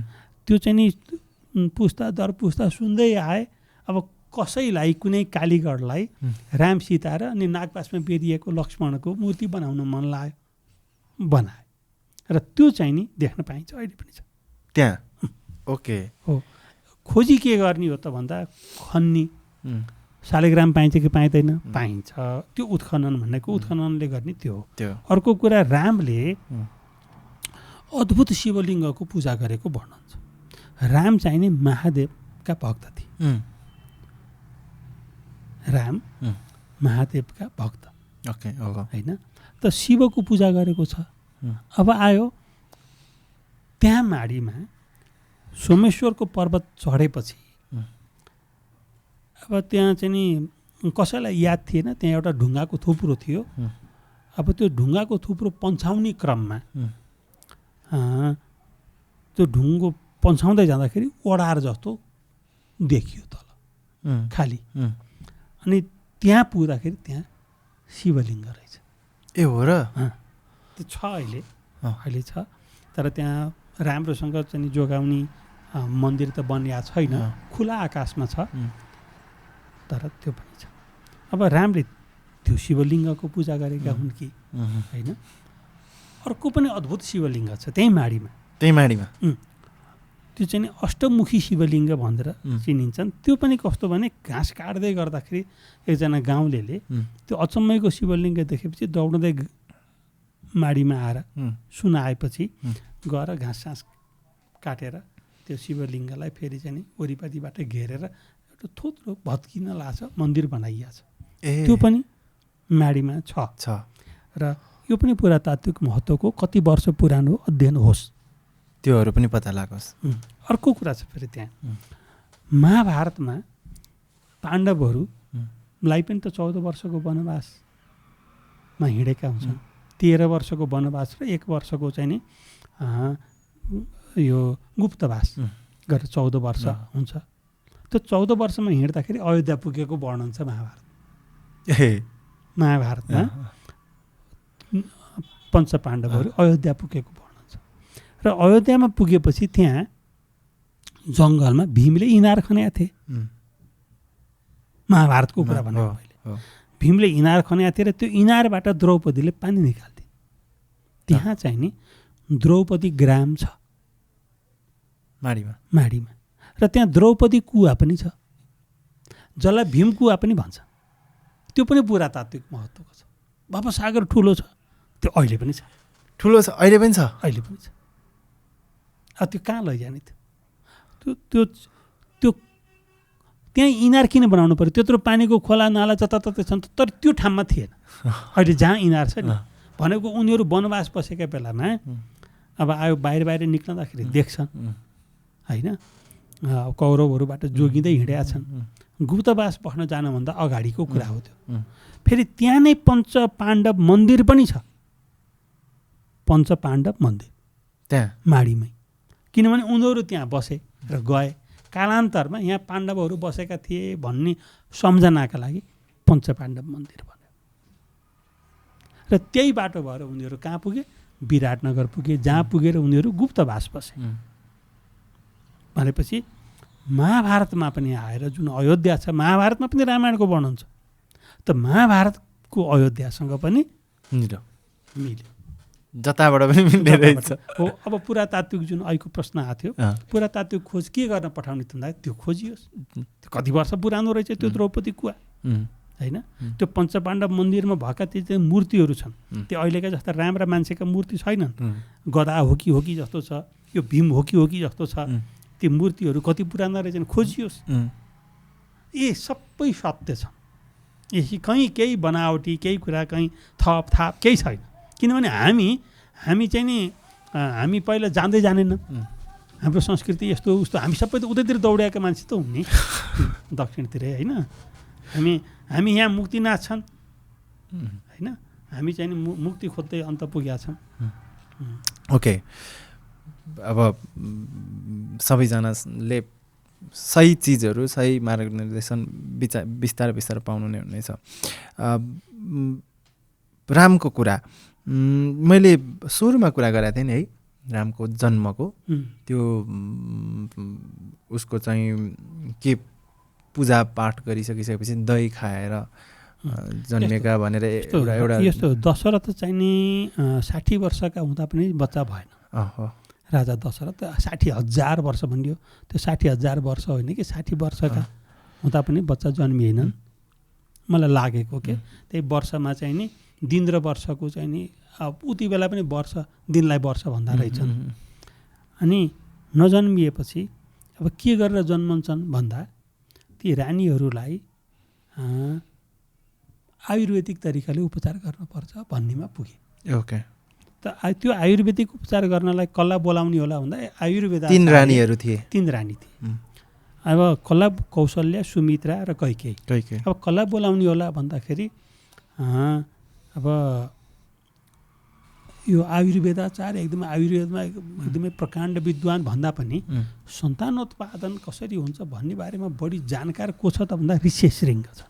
ओके हो उनीलाई बोलाउने भने र ऋष्यशृङ्गलाई बोलाए।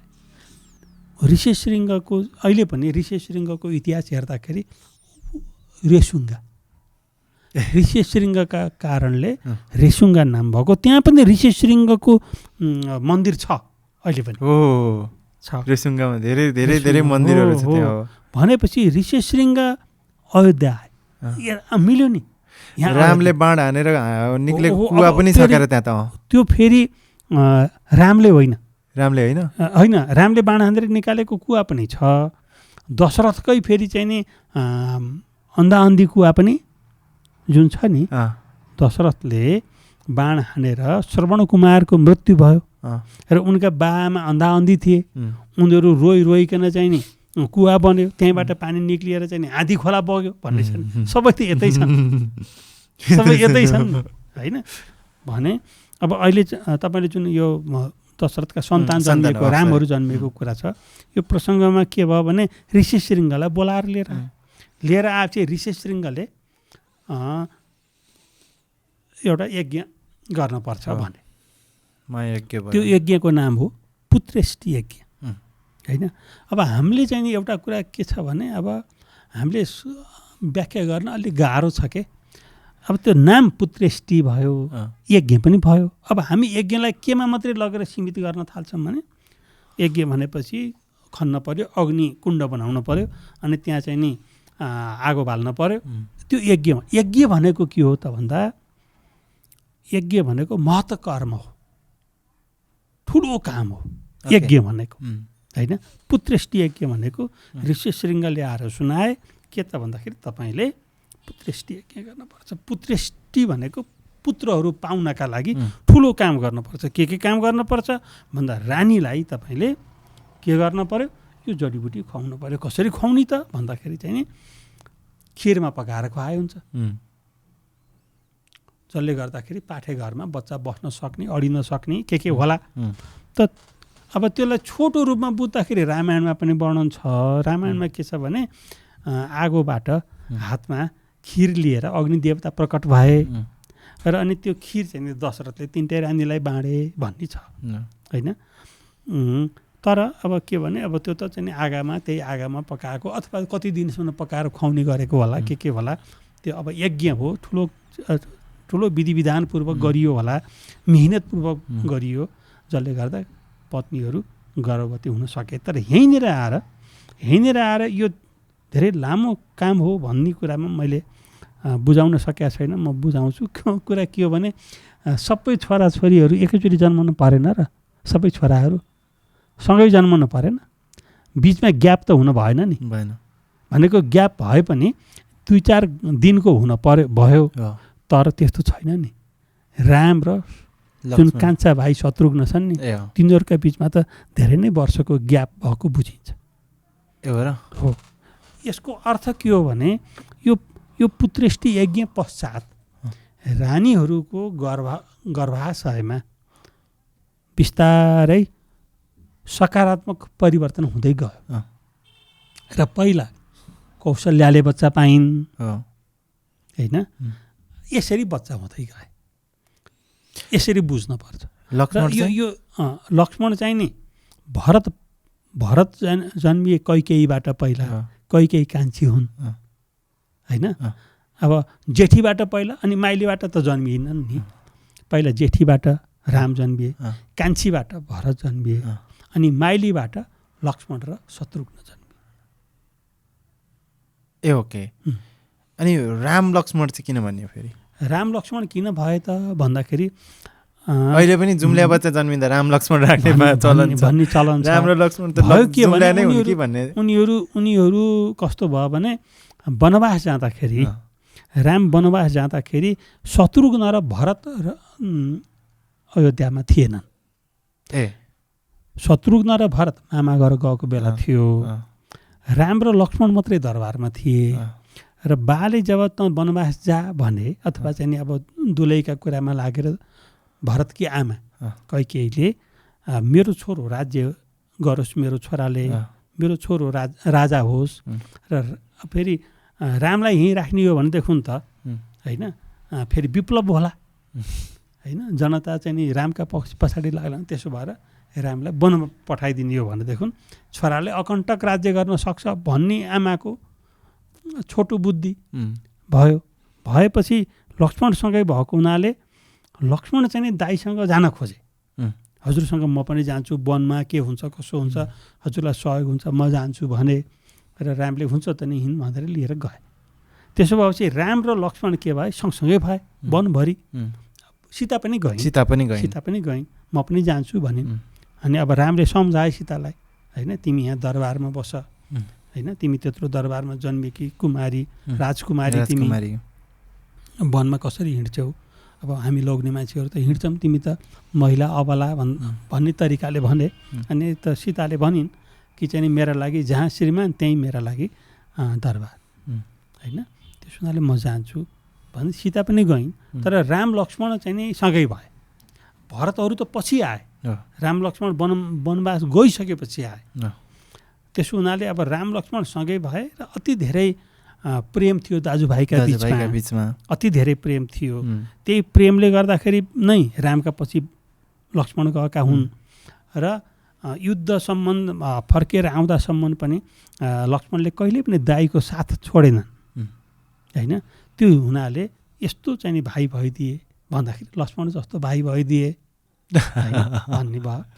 त उनीहरू दुईजना जुम्ल्या होइन, जुम्ल्या त बरु लक्ष्मण र शत्रुघ्न हुन्। ओके। रामलाई चाहिँ कस्तो चरित्रको रूपमा व्याख्या गरिएको छ रामायणमा? वाल्मीकि रामायणमा विशेष त होइन, अब मुख्य त त्यही नै हो रामायण होइन। हजुर वाल्मीकि रामायण नै हो। अब अरू रामायणहरूमा त पछि आएर थप घट के भयो होला। त वाल्मीकि रामायणमा एउटा योग्य छोरो, एउटा चाहिँ नि योग्य पति र अचम्म के छ भने राजा हुँदाखेरि योग्य राजा मात्रै, पति भएको बेला योग्य पति मात्रै, दाइ भएको बेला योग्य दाइ मात्रै, त्यस्ता छन् राम। ए हो र? जस्तो कि राम वनवासका बेलामा उनले सीताको पनि संरक्षणमा उत्तिकै ध्यान दिएछन्। अनि दाइ भएको नाताले भाइको पनि संरक्षणमा उस्तै ध्यान छ।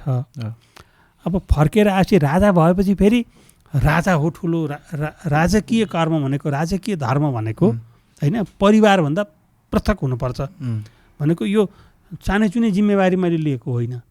मैले सब कुरा छोडेर म राजाको धर्म निभाउनु पर्छ भन्नेमा पुगेका छन् राम वाल्मिकी रामायणमा हजुर होइन। त्यो त्यसमा पुगेको हुनाले प्रजालाई चित्त दुख्यो भने ओहो रामको त त्यो चाहिँ औँला कति ठुलो हो के चोरुम्लो भनेर प्रजाले भनेको सुन्यो भने औँलै काट्लान् जस्ता छन् राम भनेको प्रजामाथि त्यति धेरै माया एउटा राजाले जति धेरै माया गर्नुपर्छ एउटा चाहिँ राज्य प्रमुखले त्यस्तो छ रामको चरित्र कि सीतालाई हेर त रावणले ल कि सीतालाई चाहिँ नि लिएर आएर राखेको छ भन्दाखेरि सीतालाई वन पठाए फेरि त्यस्ता रामको चरित्र कस्तो छ भने अब कसैले यहीँ आएर खण्डन गर्छन् होइन किन होला दुलैलाई त्यो धोबीले भन्दै गर्थ्यो किन पठाएको होला दुई जीवकी सीतालाई गर्भवती सीतालाई भन्छन्। तर अब आयो त्यहाँ पनि मैले चाहिँ के पनि मानेको छु भने पहिला अहिलेका जस्ता विद्यालय थिएनन्। ऋषिकुलमा गुरुकुलमा बच्चाहरू लगेर पढाउने हुर्काउने चलन थियो। आफ्ना छोराहरूले चाहिँ नि छोराहरू सच्चरित्रवान होउन् अनि सानैदेखि पढुन् गुरुकुलमा हुर्कुन् भन्ने पनि रामको मनमा थियो है। अब त्यो राम्रोसँग रामायणमा खुलेको त छैन लामो पनि हुने भयो तर रामले सीतालाई चाहिँ वाल्मिकी आश्रम पुर्याइदिए। उता फेरि अग्नि परीक्षा पनि लिए। अग्नि परीक्षाको अर्थ आगोमै पस्ने त होइन होइन आगोमै पस्ने होइन। अग्नि परीक्षा भनेको ठुलो परीक्षा होइन। अब कस्तो परीक्षा लिए त भन्दाखेरि कतै सीताको रावणसँग सम्बन्ध थियो कि भनेको सम्बन्ध भनेको अरू सम्बन्धसँग अब हाम्रो ध्यान खालि अर्को सम्बन्ध जान्छ। सम्बन्ध थियो माया पो मान्थे कि सीताले होइन रावणलाई यत्रो समयसँगै बस्दा प्रेम पो थियो कि भन्ने बारेमा बुझ्न खोजे त होइन माया त मैलाई मान्ने रहेछ रावणप्रति त उसको कुनै आस्था नै छैन भन्ने रामले त्यो हो परीक्षा गरेका त्यो कडा परीक्षा गरे अग्नि परीक्षा गरे त्यसमा सीता सफल भइन् होइन अनि लिएर आए। ओके यहीँनिर रावणलाई चाहिँ एकदम नराम्रो चरित्रको रूपमा लिइन्छ। नराम्रो हो है रावण भनेको चाहिँ राक्षस हो भने जस्तो हो के व्याख्या छ कि छैन? छ रामायणमा के छ भने एउटा जस्तो यो रामायणको पनि कुन काण्डमा व्याख्या छ रामायणको? रावणको लङ्का काण्डमा पनि छ अनि उत्तर काण्डमा पनि छ। ए ओके त्यहाँ कस्तो छ भने अब रावणले बेला बेलामा देवताहरूसँग लडाइँ गरेको कहिले चाहिँ नि इन्द्रलाई नै बन्दी बनाएको रावणको छोरो मेघनादले पनि त्यसै गरेको अनि अब दुःख दिएको क्यारेको यस्ता खालका वर्णनहरू विभिन्न राज्यहरूमाथि आक्रमण गर्ने अनि तिनीहरूलाई जित्ने अनि त्यहाँको जनतालाई दुःख दिने यस्तो गरेको छ रावणले पनि गरेको व्याख्या छ। तर रामायणमा एउटा कुरा के छ भने सीतामाथि दुर्व्यवहार गरेको चाहिँ नि देखिँदैन। दुलै बन कि वन मात्रै भने हुन्छ होइन तर चाहिँ नि अब त्यो रेपतिर गएको क्यारेको चाहिँ नि छैन वर्णन छैन। के छ भने उसलाई एउटा चाहिँ नि श्राप परेको छ रावणलाई। पहिला उसले अति धेरै बलात्कार गर्ने भएको हुनाले अनि उसलाई चाहिँ डराइदिनु होला होइन। तैँले अब फेरि त्यस्तो गर्न खोजिस् भने त भस्म हुन्छस् भनिदिए होलान् सायद त्यसो भएर हो कि त्यो चाहिँ नि छैन त्यसो गरेको चाहिँ देखिँदैन। तर पहिला रावणको चरित्र त्यस्तो राम्रो छैन। तर अर्को कुरा रावण जन्मिएको पनि नेपालमै हो। ए हो र रावण पनि रावण जन्मिएको पनि नेपाल। यो चाहिँ के नेपाल नै भनिन्छ कि अहिले? होइन भनिँदैन भनिन्छ चाहिँ कहाँ? होइन यस्तो छ रावण चाहिँ पुलस्त्यको नाति। भानुभक्तले पनि रामायणमा लेखेका छन् होइन। ब्राह्मण त होस् पुलस्त्यजीको त नाति राक्षस कसो गरी भइस बुझिले न भाँति भनेर होइन। पुलस्त्य पुलह आश्रम पुलस्त्य पुलह भनेको आश्रम हाम्रो म्याग्दी जिल्लामा जुन छ नि गण्डकीका किनारमा हो। ती चाहिँ नि रावणका हजुरबा हुन् पुलस्त्य। पुलस्त्यको नाति बाहुन हो रावण। रावण चाहिँ नि अब हाम्रा अहिलेका चाहिँ नि बच्चाहरू विदेश चाहिँ नि गए झैँ नै उति बेला पनि हुर्किएपछि अलिकति ठुला भएपछि जान्थे। रावण चाहिँ आफ्ना भाइहरूलाई लिएर बहिनी शूर्पणखालाई पनि लिएर दक्षिणतिर लाग्यो। लागेपछि ऊ चाहिँ पुग्यो लङ्का।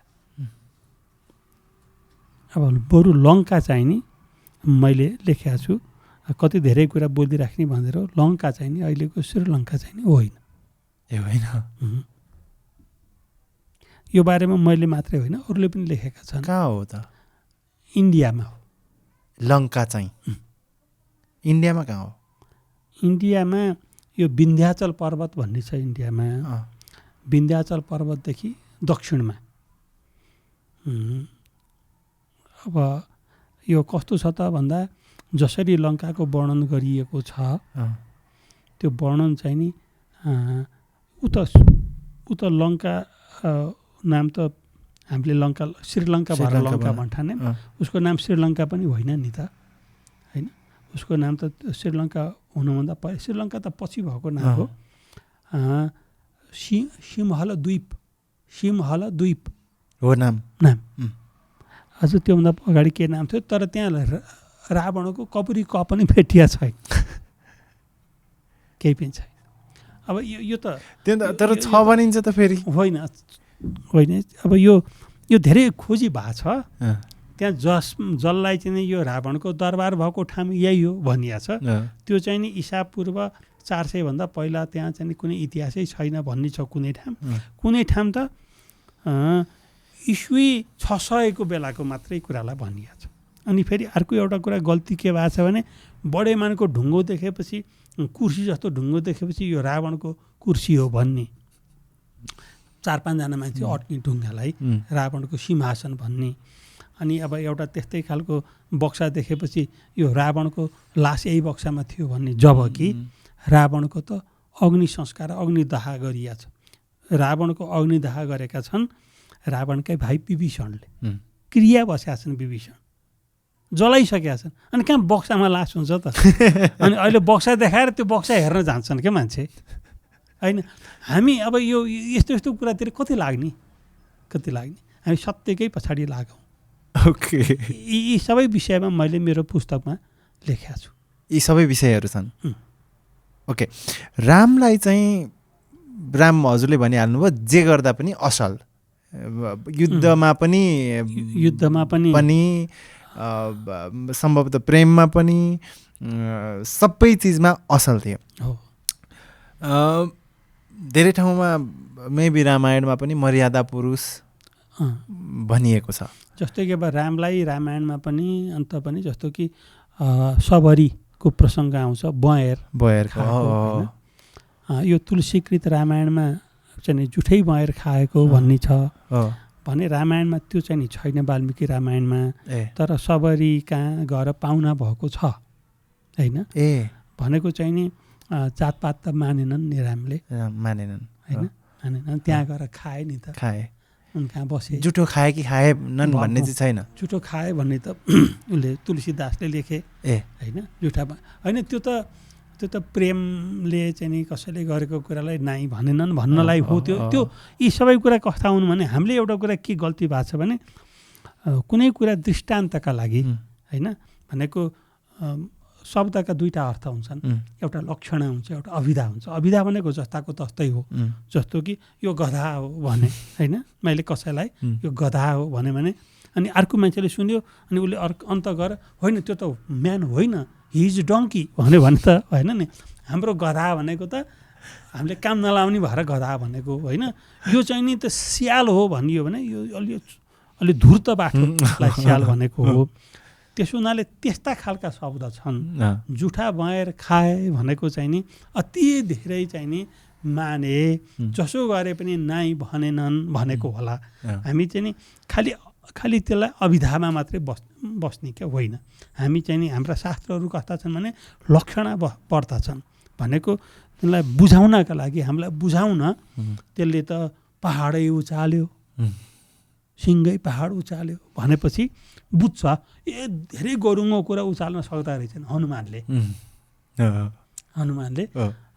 सञ्जीवनी पर्वतै बोकेर लगे होइन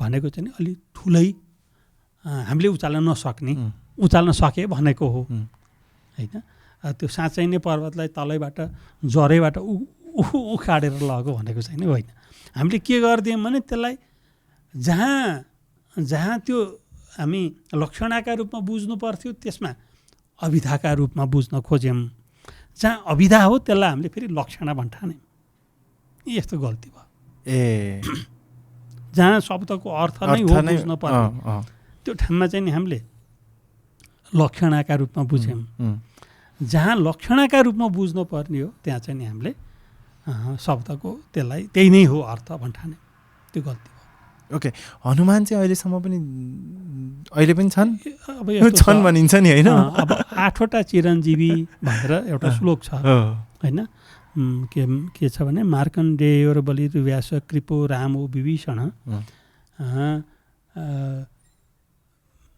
हनुमाश्च अष्टैते चिरजीविन अश्वत्थामा हनुमाश्च अष्टैते चिरजीविन भनेर 8वटा चाहिँ नि चिरञ्जीवी छन् भनेको अश्वत्थामा भनेका द्रोणाचार्यका छोरा होइन त्यो अश्वत्थामालाई लिएर चाहिँ राधा उपन्यास लेखे नि राधामा अश्वत्थामाबाट सुरु हुन्छ क्या राधा चाहिँ राधा उपन्यासमा अश्वत्थामा चाहिँ नि एकठाउँ बसेर अरूले उत्खनन गरिरहेको दृश्य हेरेका हुन्छन् भने त्यो अश्वत्थामा किन ल्याए त्यहाँसम्म भने अष्टचिरञ्जीवीभित्र परेका हुनाले त्यहाँसम्म पनि त्यो उत्खनन गर्ने बेलासम्म पनि जिउँदै रहेछन् के अब अहिले आधुनिक कालमा पनि भन्न खोजे अब वास्तविकता मलाई कस्तो लाग्छ भने अब 8वटै मात्रै त होइनन् होला होइन धेरै नै होलान् अब श्लोकमा चाहिँ नि मिलाउँदा 8वटा आयो होलान् अथवा जहिले श्लोकको रचना भयो त्यो बेलामा ती बढी प्रसिद्ध थिए होलान् ती 8जना मान्छे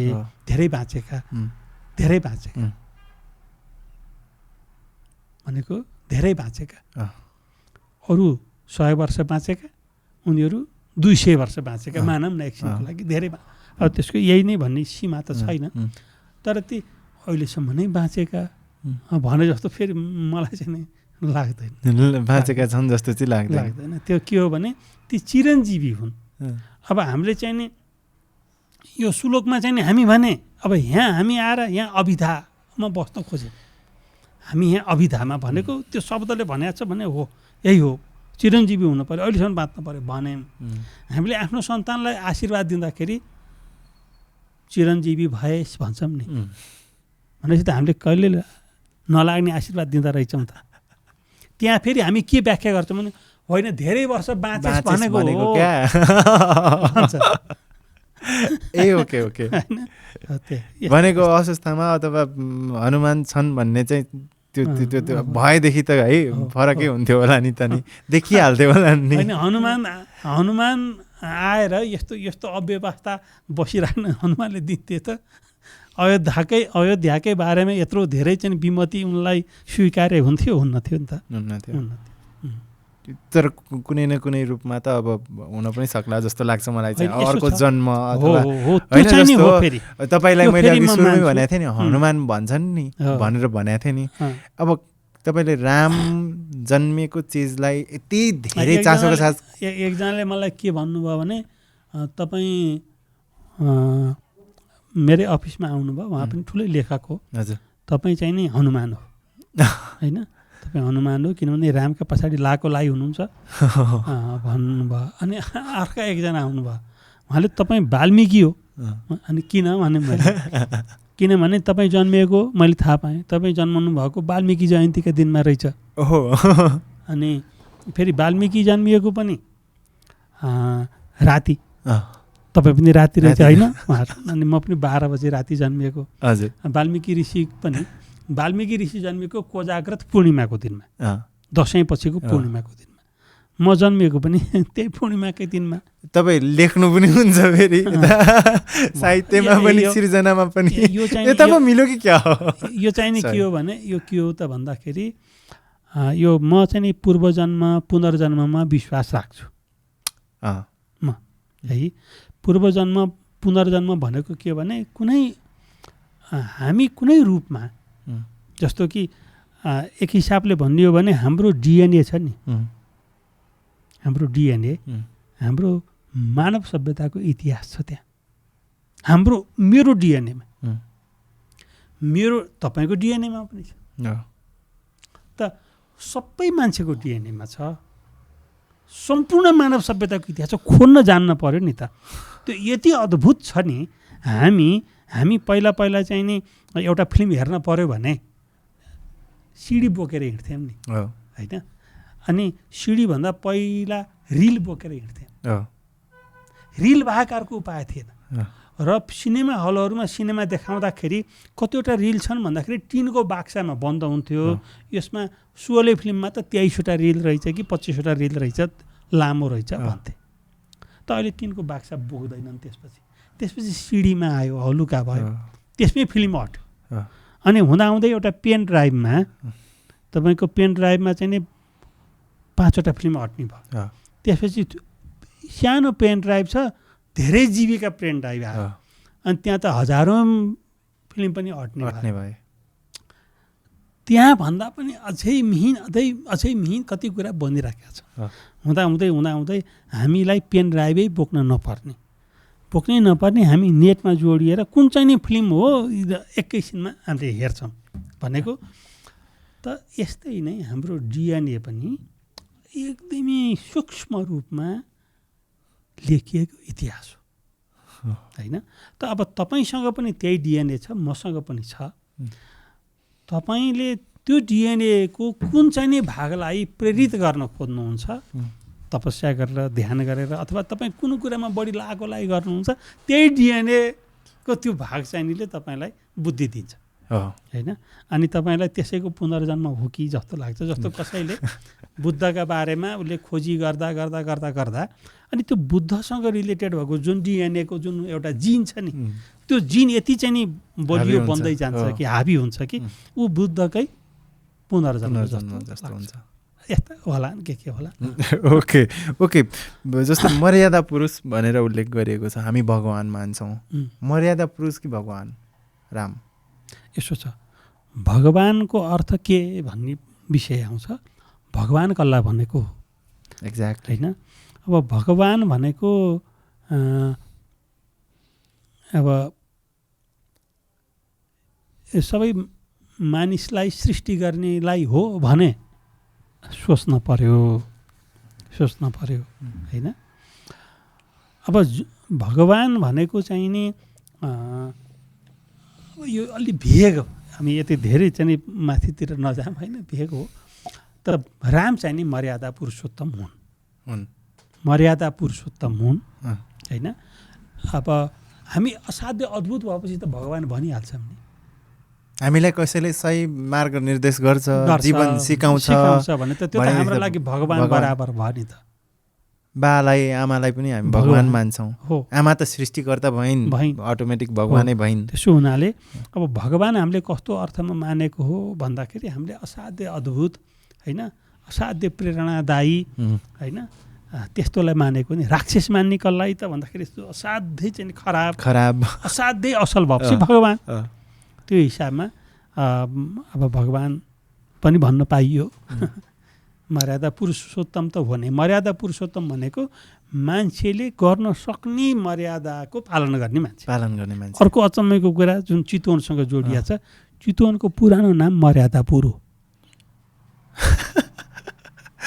चितवनको पुरानो नाम हो मर्यादापुर। लिखतहरू फेला परेका छन् जहाँ कहाँ बसेर लेखेको त भन्दा माडीमै बसेर लेखेको चिठीमा लेखिया छ मर्यादापुरमा बसेर लेखेको भनेर सही गरेको छ। यस्ता कति छन्। मैले पहिला यही सबै कुरा बोलेको थिइनँ। किन बोलेको थिइनँ भने यो सबै बोलेपछि कसैले पुस्तक लेख्छ होइन। अनि आज सबै निस्क्यो कि क्या हो? किन मैले बोलेँ भने मैले पुस्तक लेखिसकेको छु, छाप्ने तयारीमा छु होइन। त्यस हुनाले अझै पुस्तकमा मैले भने नि 100 भन्दा बढी प्रमाणहरू छन् र त्यहाँ चाहिँ नि लङ्काका बारेमा पनि छ र त्यहाँ कस्तो छ भने हाम्रो हिन्दू धर्मको चाहिँ नि जुन अहिले मैले भने युगको बारेमा युगको अवधारणाका बारेमा पनि त्यहाँ मैले राम्रोसँग बुझाउन खोजेको छु अब त्यो चाहिँ नि राम्रोसँग छाप्ने रहर छ त्यति हो ओके त्यो बुक चाहिँ चाँडै पढ्न पाइयोस् भन्ने हाम्रो पनि इच्छा किनकि एकदम त्यो जब तपाईँले त्यो बुक लेख्दै हुनुहुन्छ भन्ने थाहा भएको थियो त्यति बेला नै इन्ट्रेस्टिङ लागिरहेको थियो ओहो असली अयोध्या भनेर हुन्छ नि त्यो पढिन्छ ठिक छ त्यति बेला चाँडै आओस् भन्ने हाम्रो इच्छा ओके रामकै कुरामा छौँ हामी जस्तो रामको व्यक्तित्वलाई लिएर यति धेरै बखानहरू छन् यति धेरै चर्चा गरिन्छ तारिफ गरिन्छ भने भगवानसम्म मानिन्छ आजको समयमा अथवा आजको व्यक्तिहरूले चाहिँ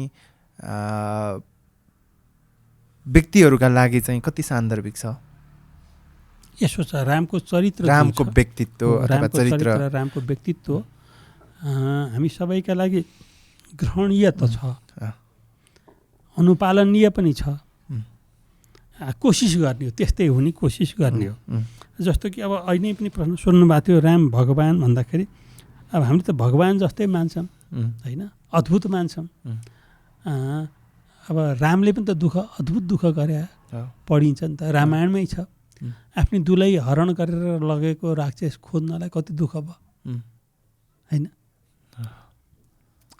अब भगवान एकछिनलाई भगवानलाई त त्यस्तो दुःख नहुनु पर्ने त्यसो हुनाले उहाँ चाहिँ नि मानिस भएर यो धरतीमा जन्मदाखेरि उच्चतम मान्छेले गर्न सक्ने सामर्थ्यको उहाँबाट प्रदर्शन भयो होइन आफ्नो मानवीय शरीरलाई कतिसम्म उपयोग गर्न सकिन्छ भनेर उपयोग गरेको हामीले देख्यौँ रामायण पढेर त्यहाँ चाहिँ नि राम सीतालाई खोज्दै दक्षिणतिर लागेको वर्णन छ हनुमानसँग भेट भएको छ हनुमानसँग सीताको खोजीमा हिँडेको कुराको वर्णन छ अनि धेरैको सहयोग लिएको वर्णन छ अब हनुमान मात्रै नभएर थुप्रै चाहिँ नि दक्षिणी मानिसहरूको सहयोग लिएको वर्णन छ त्यसलाई चाहिँ वानर सेना भनिएको छ होइन भनेको बाँदर सेना होइन कि वानर सेना हो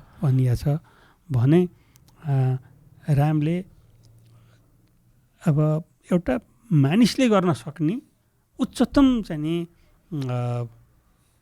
काम चाहिँ नि गरेको रामायणमा वर्णन छ ओके वनवासकै कुरालाई लिएर पनि अब यो अलिकति मोटिभेसन पनि होस् अथवा पाठ पनि होस् भन्ने हिसाबले सोध्दैछु यो प्रश्न चाहिँ जस्तो रामको जिन्दगी सबैभन्दा अझ महत्त्वपूर्ण वनवासलाई लिएर अहिलेसम्म पनि धेरै ठाउँमा भनिने सिनेमामा अथवा केही जेही चिजमा पनि समावेश गरिने अझ वनवासको पार्टलाई बढी समावेश गरिन्छ त्यही नै बढी मान्छेलाई चासो पनि लाग्छ वनवासको समयको उसको जर्नीलाई चाहिँ रामको जर्नीबाट चाहिँ मान्छेले के पाठ सिक्ने यस्तो छ राम वनवासका बेलामा एकै ठाउँमा बसेको वर्णन छैन राम सुरुमा चित्रकूटमा पहिलो आश्रम चित्रकूटमा बनाएको छ र सीताको हरणका बेलामा पञ्चवटीमा बसेको वर्णन छ अब यो वर्णनहरू सबै हेर्दाखेरि र राम पुगेका विभिन्न ठाउँहरू विभिन्न ऋषिहरूका आश्रमहरू र त्यहाँ पुगेर भएको संवाद छ त्यहाँ त्यसलाई हेर्दाखेरि कस्तो लाग्छ भने रामले जहाँ पनि सेवा जहाँ पनि सहयोग जहाँ पनि अर्कालाई चाहिँ नि उद्धारै गरेको मात्रै छ त यो एक ठाउँमा पुगेर त्यही पञ्चवटीमा एकजनाको नाक कान काटेको वर्णन छ त्यो रावणकी बहिनी शूर्पणखाको नत्र भने त्यस्तो नराम्रो गरेको कहीँ छैन त्यो पनि नराम्रो चाहिँ नि होइन त्यो पनि के त भन्दाखेरि शूर्पणखाले उनीहरू राम लक्ष्मणलाई आफ्नो श्रीमान बनाउन खोज्दाखेरि रामले मेरी त श्रीमती छन् होइन, तिमी चाहिँ नि ऊ भाइलाई फकाऊ, त्यसो भए म त अर्की अब त्यहीँबाट पनि हामीले एउटा पाठ पढ्छौँ नि, मेरी त श्रीमती छन् भनेपछि राम चाहिँ एक पत्नी व्रत छन्। वनवासका क्रममा कति मान्छे भेट भएका हुन्छन् कति ठाउँमा, तर जहाँ पनि उनी एक पत्नी व्रत छन्। अब दुलै हराएपछि सम्झाउँछन् नि रामलाई वनवासकै क्रममा धेरैले, किन चाहिँ एउटी श्रीमती खोज्न भनेर यत्रो यत्रो दुःख गर्दै हिँडेका छौ, फेरि अर्को बिहा गर न, तिमी त राजाका छोरा हौ, वनवासको अवधि सकिन लाग्यो होइन भन्दाखेरि उनले होइन त्यस्तो पनि हुनुहुन्छ होइन। एकजना सीताको जीवन जुन छ त्यो जीवन त्यति चाहिँ मैले त्यति चाहिँ महत्त्वहीन ठान्न हुन्छ मिल्छ, म उसको श्रीमान होइन, श्रीमानको कर्तव्य के हो भनेर अहिलेका मान्छेलाई पनि होइन श्रीमानको कर्तव्य के हो त भन्दाखेरि त्यसरी अलपत्र छोड्न चाहिँ हुँदैन भन्ने पनि बुझाउन खोजेको जस्तो छ। यस्तो छ रामायणमा चाहिँ नि अलिअलि थपघट पनि भएको छ भनेको अब आए कतिपय प्रसङ्गमा यो त रामले भनेनन् होला भने जस्ता कुरा पनि भेटिन्छन्, यस्तो त रामले गरेनन् होला जस्तो कुरा पनि भेटिन्छ। जस्तो उदाहरणको लागि रामले अग्नि परीक्षा लिए होइन, सकियो त सकिएन र, अब त फेरि सीतालाई किन वन पठाउनु पऱ्यो र, त्यही त दुई जीवकी सीतालाई होइन। त अब त्यो त्यसपछि त राम राजा भए, अब राजा भएपछि उनीमा राजाको कर्तव्य हाबी भयो। अब हामीलाई अहिले चाहिँ नि एकदमै मिल्दैन हामीलाई, तर त्यो युगमा त्यो बेलामा त्यो स्वाभाविक थियो कि, किनभने युग अनुसार अथवा चाहिँ समय अनुसार हाम्रो सोचाइमा पनि अन्तर आछ। अनि अर्को के छ भने अब वाल्मीकि आश्रममा बसिरहेकी सीतालाई पछि फेरि रामले फेरि अग्नि परीक्षाको कुरा गर्छन् हो, फेरि अग्नि परीक्षाको कुरा गर्दाखेरि होइन, फेरि अग्नि परीक्षा किन गराउन खोज्छन् त भन्दाखेरि ती जनता जसले तिनको मुख टाल्नलाई होइन, तिनको मुख टाल्नलाई, अब त्यो त हामीले त बुझियो, बिचरा रामको कुरा त बुझियो, तर त्यहाँनिर सीताले कति परीक्षा हे धरती माता तिमी फाट, म तिम्रो काखमै जान्छु भनेर पुकारिन् र धरती फाटिन् भन्ने छ। र धरती फाटेको ठाउँ कहाँ नजिकै हुनु पऱ्यो भन्दा अयोध्याको नजिकै हुनु पऱ्यो, अहिले पनि छ।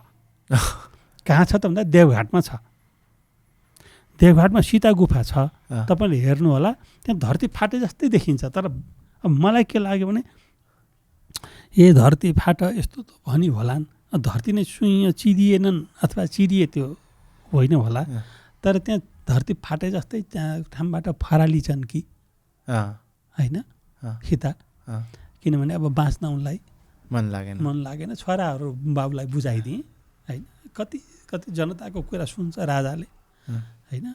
अब यो राजा हुँदा पनि राजै जस्तो हुनु परेको छ उसलाई, दुला हुँदाखेरि दुलै जस्तो हुनु परेको छ, दाई हुँदा दाई जस्तै त्यस्तो छ नि त रामको चाहिने चरित्र।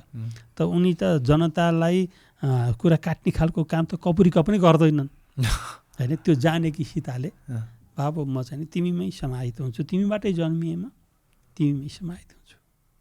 तर राम र सीताको प्रेम त प्रगाढ थियो नि, प्रगाढ थियो र त अब सीता राजकुमारी हुँदा पनि त्यत्रो होइन, राम वनवाससँगै गइन्, सबै छ, प्रेम मात्रै छ होइन। अब खालि के भने अब राजा भएपछि उनले बढी देशको ध्यान दिए। उनले चाहिँ के भन्छन् रामले भने राजा भएर राजकीय वृत्ति बुझिसकेपछि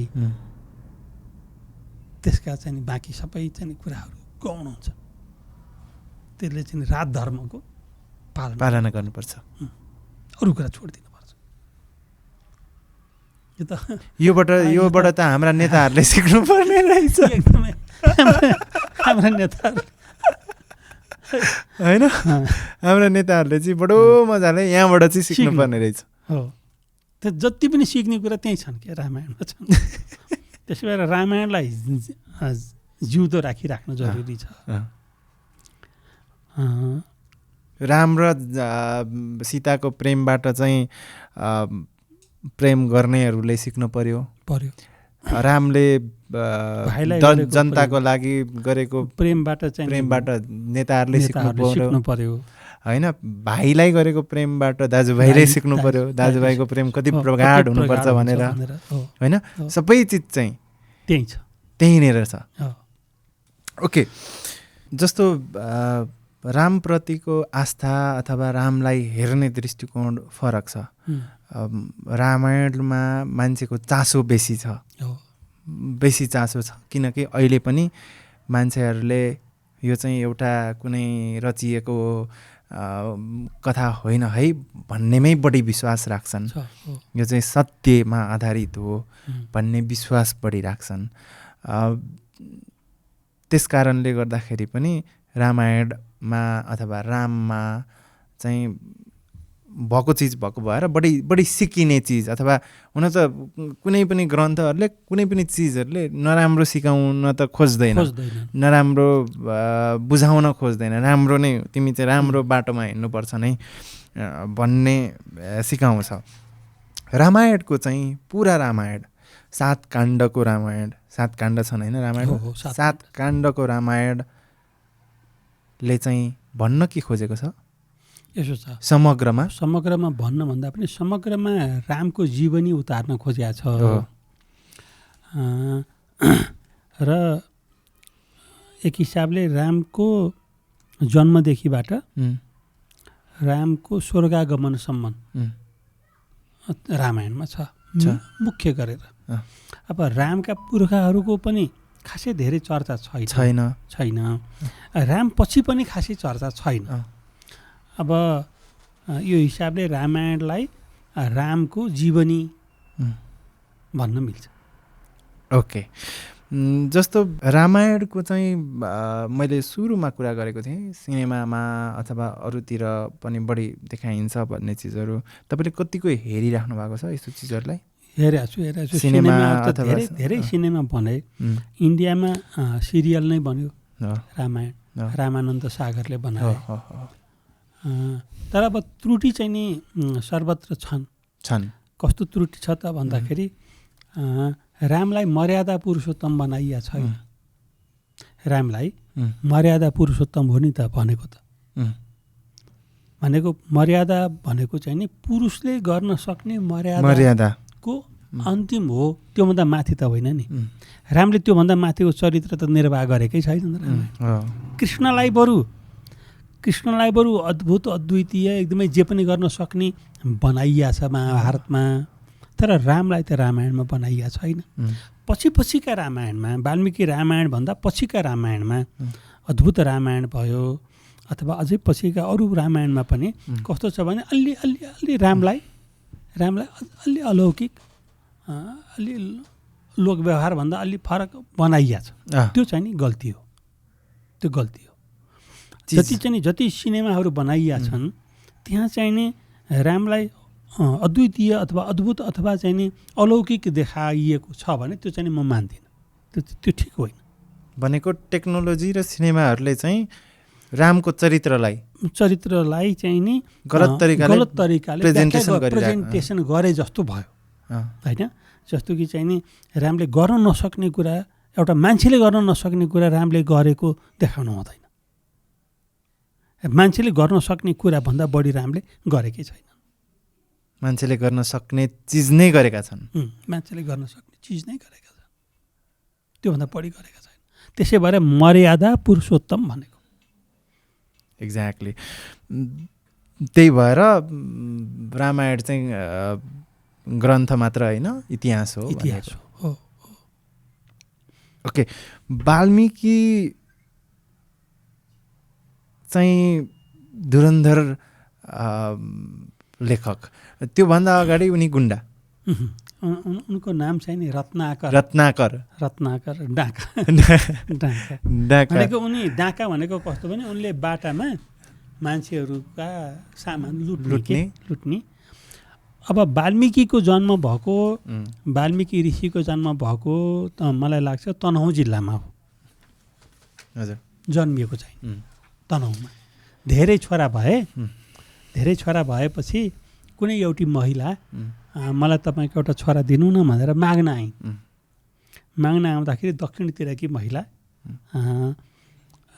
आउँदाखेरि दिएर पठाए ती वाल्मिकी र ती वाल्मिकी चाहिँ नि तिनै महिलाका घरमा हुर्किए भनेको वर्तमान इन्डिया हाम्रो बोर्डर नजिकै हुर्किए हुनसक्छ उनी हुर्किएको ठाउँ चाहिँ नि अहिले त्यो ठाउँको नाम वाल्मिकी नगर हो इन्डियाको वाल्मिकी नगर त त्यहाँ हुर्कँदाखेरि ती महिलाका अरू बच्चाहरूले दाजुभाइहरूले जे काम गर्थे त्यही काम वाल्मिकीले पनि सिके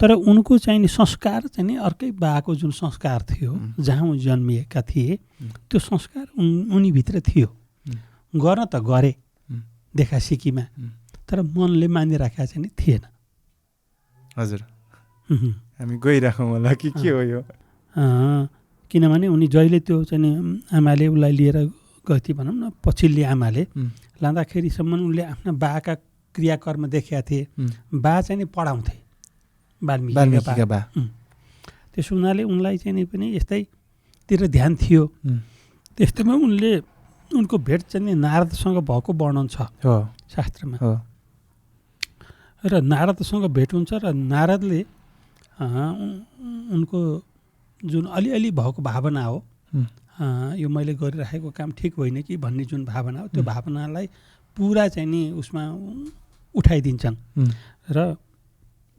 त्यो चाहिँ नि कर्म नै छोडेर त्यो चाहिँ नि लुटपाट गर्ने कर्म नै छोडेर अनि यो चाहिँ नि योगी अथवा चाहिँ एउटा ऋषि अथवा एउटा चाहिँ गुरु हुने कर्मतिर लाग्ने प्रेरणा उनले नारदबाट पाउँछन् अब त्यहाँ पनि एउटा सानो कथा कसरी जोड्छन् भने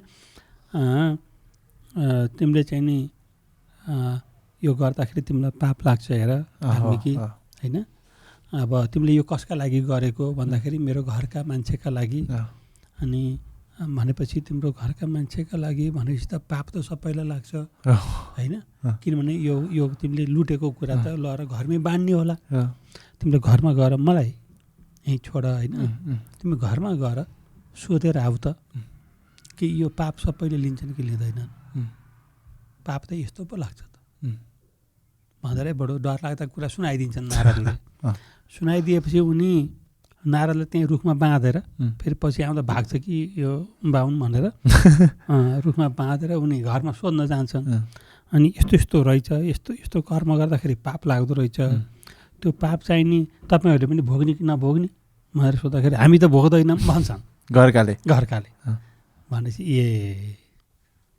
कुरा बुझ्छन् उनले भनेको लिन मात्रै खोज्ने होइन तर त्यसको चाहिँ भागीदार हुन चाहिँ नखोज्ने भनेपछि त यो कामको चाहिँ त गर्न हुने काम मैले गरेर रहन्छु होइन भन्ने मनमा भएपछि अनि उनी नारद भट्टा फर्कन्छन् र अनि क्षमा माग्छन् र नारद मलाई चाहिँ लौ न त मलाई चाहिँ राम्रो बाटो सिकाइदिनु तपाईँले धेरै तपाईँको कुराले म त प्रभावित भएँ भनेपछि त्यसो भने तिमीले पढ अध्ययन गर र तिमीले अरूलाई पनि पढाऊ तिमीमा धेरै ठुलो चाहिँ प्रतिभा छ तिमी साँच्चैका तिमी डाकु होइनौ तिम्रो आँखा तिम्रो व्यवहार तिम्रो बोली तिम्रो आवाजले तिमीमा अर्कै चाहिँ व्यक्ति छ त्यसलाई जागृत गर भनेर नारदले उनलाई सम्झाएपछि उनी चाहिँ नि पढ्नपट्टि लाग्छ यति कसिएर पढ्छन् कि उनलाई चाहिँ नि अब त्यो कथा यस्तो छ अब त्यहाँ पनि दृष्टान्तै आउँछ त्यहाँ पनि लक्षण आउँछ के त भन्दाखेरि उनी बसेर ध्यान गर्न थाले रे कथामा के भनिन्छ भने यो डाकु हो कथा त्यस्तै बनाए मरा मरा मरा भनेर बस होइन कथा त्यस्तो छ तर त्यस्तो होइन किनभने अब रामसँग चाहिँ त रामसँग वाल्मिकीको त भेट हुनै छ अब राम पनि वाल्मिकीभन्दा पछिका हुन् रामका बाको वाल्मिकीले दशरथ मेरा साथी हुन् भनेका छन् अनि सीतासँग तिम्रा बा पनि मेरा साथी हुन् भनेका छन्। ए ओके। भनेपछि त राम त छोराका उमेरका भयो नि। हो। त्यसो हुनाले त्यो मरा त यो दृष्टान्त एउटा चाहिँ लक्षणाका रूपमा आयो त्यो कथामा। त्यो कथा पछि लेखियो रामायणमा अथवा यी पुरानो शास्त्रमा यही कथा चाहिँ छैन। जे होस् अब उनलाई चाहिँ यो मैले लक्षणाका रूपमा बुझ्न पर्छ भनेको। उनलाई मरा भन भनेको मरा भनेको त म भन्दाखेरि त राम आयो। मरा भन्दाखेरि राम भयो होइन। उनी त यति अधार्मिकै राम भन्ने नाम पनि सुन्न नचाहने मान्छेलाई कसरी सिकाउने होला भन्दा मरा भनेर सिका भनेको। त्यति बेला त रामको ख्याति नै भइसकेको थिएन, राम प्रसिद्धै भएका थिएनन्। जे होस् अब आयो उनले अर्थ के हो त भन्दाखेरि तपस्या गरे भनेको मिहिनेत गरे भनेको होइन। जिउभरि चाहिँ धमिराले गुण लाउन्जेलसम्म उनले चाहिँ त्यसरी त्यति मिहिनेत गरेर पढे भनेको हो। जीवनै थाकुन्जेलसम्म भनेको अब त्यो वाल्मिकीको जुन वाल्मिकी नाम छ नि, वाल्मिक भन्ने एउटा शब्द छ संस्कृत। वाल्मिकको अर्थ धमिराको गुण हो। ए हजुर होइन।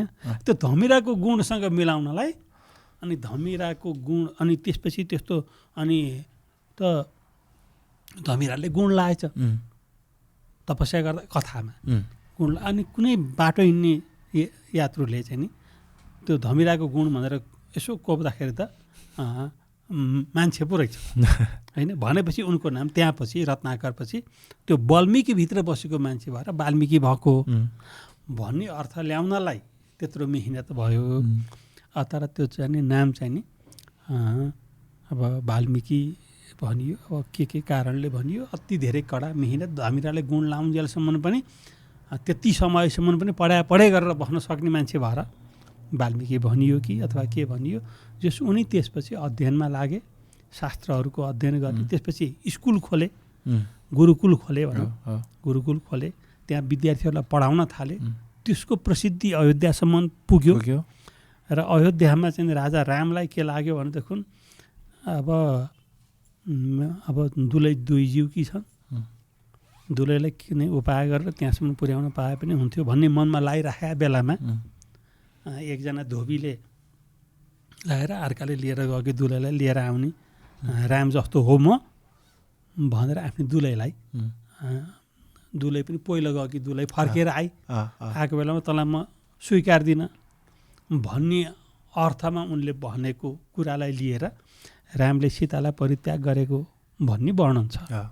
अब त्यसरी परित्याग गर्दाखेरि रामले धेरै बुद्धि पुर्यायो। उनले धेरै सोचे। अझ अचम्म त के भने यो मैले अहिले वाल्मिकी रामायणको कुरा भनेको छु।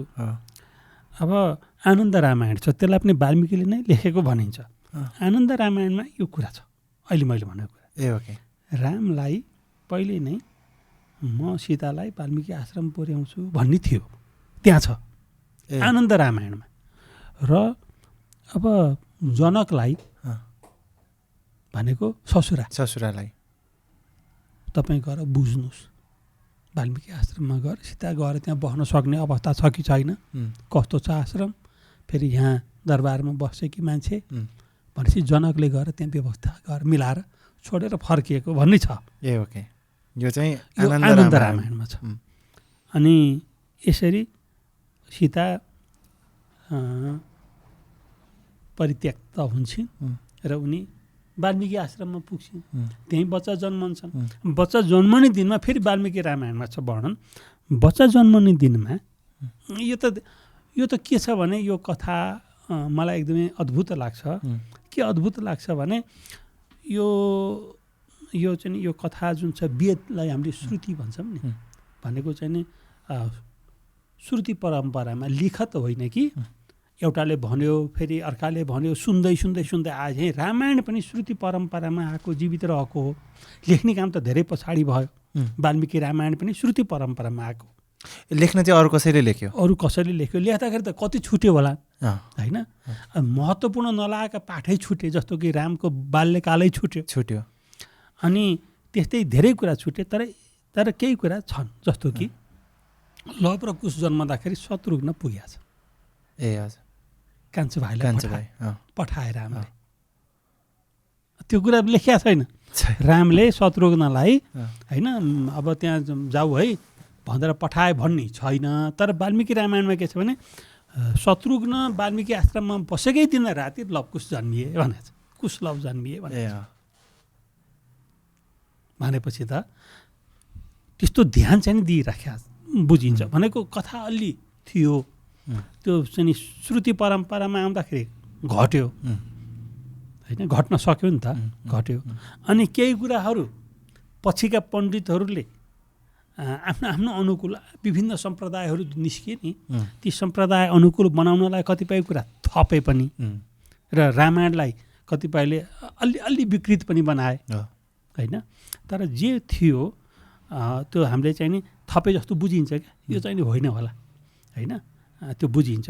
त्यो बुझिएको कस्तो ठाउँमा बुझिन्छ भने यहाँनिर चाहिँ नि राम पानीभित्र पसे अनि पसेपछि चाहिँ नि अनि 25 दिनपछि पानीबाट बाहिर निक्लिए भन्यो भने त यो होइन, त्यत्रो दिनसम्म बस्छ भनेर बुझिन्छ। बुझिए जस्तै यस्ता प्रसङ्ग छन्, ती प्रसङ्ग छोड्दाखेरि रामायण अद्भुत छ। र त्यहाँ के छ भन्दाखेरि वाल्मिकी आश्रममा वाल्मिकीले अहिले मैले भने त्यो चाहिँ नि डाकु जस्तो जीवनशैलीबाट वाल्मिकी गुरुकुल आश्रम चलाउने ऋषि भन्छन् र उनी राम्रा कवि पछि हुन्छन्। पढाउँदा एक दिन उनी चाहिँ नि तमसाका किनारमा वाल्मिकी आश्रम नजिकै अहिले सुन नदी पत नदी छ, त्यो मध्येमा एउटा नदीको नाम चाहिँ तमसा हो। अहिले गुगल म्यापमा हेर्नुभयो भने धन्यवाद दिनुपर्छ गुगल म्यापलाई कसले राखिदियो, त्यो नदीको नाम कालिन्दी भनेर लेखेको छ। कालिन्दी भनेको कालो भनेको तमस भनेको तमसा। हाम्रो काली नदीको नाम पनि तमसा हो। वाल्मिकी रामायणमा 2टा तमसा शब्द छ, 2टा नदीलाई तमसा भनेर वर्णन गरेको छ। एउटा चाहिँ नि वाल्मिकी आश्रमसँगै वाल्मिकी आश्रमको दक्षिणपट्टि बग्ने नदी, एउटा चाहिँ नि वाल्मिकी आश्रमसँगै उत्तर पश्चिमपट्टि बग्ने नदी, 2टै नदीको नाममा तमसा छ भनेपछि यस्तो अद्भुत छ। त त्यहाँ चाहिँ नि वाल्मिकीले पढाउँछन्, गुरुकुल छ चलाउँछन् र अनि उनी त्यो नदीमा गएको बेलामा एउटा ब्याधाले यो काकागुल होइन, क्रौन्च पक्षी भनेको छ। क्रौन्च भनेको कर्याङ कुरुङ हो कि जस्तो लाग्छ, छुटेका कर्याङ कुरुङका जोडी रहेछन्। त्यसलाई चाहिँ एउटा ब्याधाले हान्दै गर्दाखेरि ब्याधालाई चाहिँ वाल्मिकीले गाली गर्छन्। गाली गर्दाखेरि चाहिँ नि के हुन्छ वाल्मिकीका मुखबाट जुन लाइन निस्कन्छ त्यो अनुष्टुप छन्दमा निस्कन्छ है। अब कस्तो कविता जस्तै गाली गरेँ मैले त भन्छन् आफ्नो शिष्यलाई, होइन मलाई किन यस्तो कविता जस्तो आयो भनेपछि हो भनेर शिष्यलाई सोध्छन्, मिठो कविता जस्तो है भन्दाखेरि हो गुरुदेव भनेपछि अनि आश्रममा आएपछि होइन मलाई किन यस्तो कविता जस्तो आयो भनेको उति बेला इतिहास पनि कवितामा लेखिन्थ्यो अथवा कवितामा रचिन्थ्यो। किन कवितामा रचिन्थ्यो भने श्रुति परम्परामा सहजैसँग जाओस् भनेर है। त उनले चाहिँ नि त्यो जुन बोल्दाखेरि अनुष्टुप छन्दमा श्लोक बनेको छ ब्याधालाई गाली गर्दाखेरि। त्यो अनुष्टुप छन्दमा बनेको हुनाले उनले आएर आश्रममा आएपछि सम्झन्छन्। कसलाई सम्झन्छन् भन्दा ब्रह्मालाई सम्झन्छन्। अनि ब्रह्मा आउँछन् भनेको सम्झनामा आउँछन्, सम्झनामा मनमा आउँछन् ब्रह्मा। अनि ब्रह्मा आउँछन् र अनि ब्रह्माले उनलाई चाहिँ नारद पनि सम्झन्छन्, नारद पनि आउँछन् भनेको मनमा आउँछन्।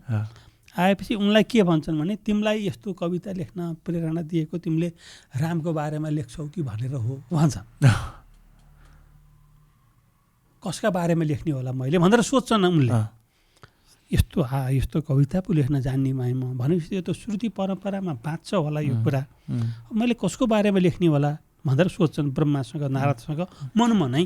भनेको मनमा नै उनले तर्क गरिरहेछन् होइन।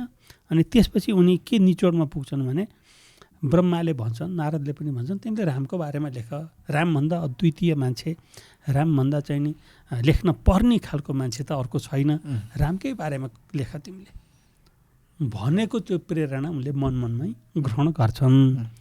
गरेपछि अनि उनले रामायण लेख्छन् अनुष्टुप छन्दमा। भनेको अरू छन्दमा पनि छन् श्लोकहरू कहीँ तर मूलतः अनुष्टुप छन्दमा छ। लेख्छन् जुन राम मरुन्जेलसम्म पनि वाल्मिकी जिन्दा थिए। राम मरुन्जेलसम्म जिउँदै भए जस्तो बुझिन्छ होइन, किनकि त जीवन जन्मेदेखि मृत्युसम्मको कथा के छ भने होइन मृत्यु चाहिँ नि उनले लेखेको होइन कि जस्तो लाग्छ। अब एउटा कुरा के हुन्छ भने कविता राम्रोसँग कसैले लेखेर छोड्यो, अब अर्को पुस्तामा सर्छ नि, सरेपछि त्यो अन्तिमका श्लोकहरू फेरि बन्छन्।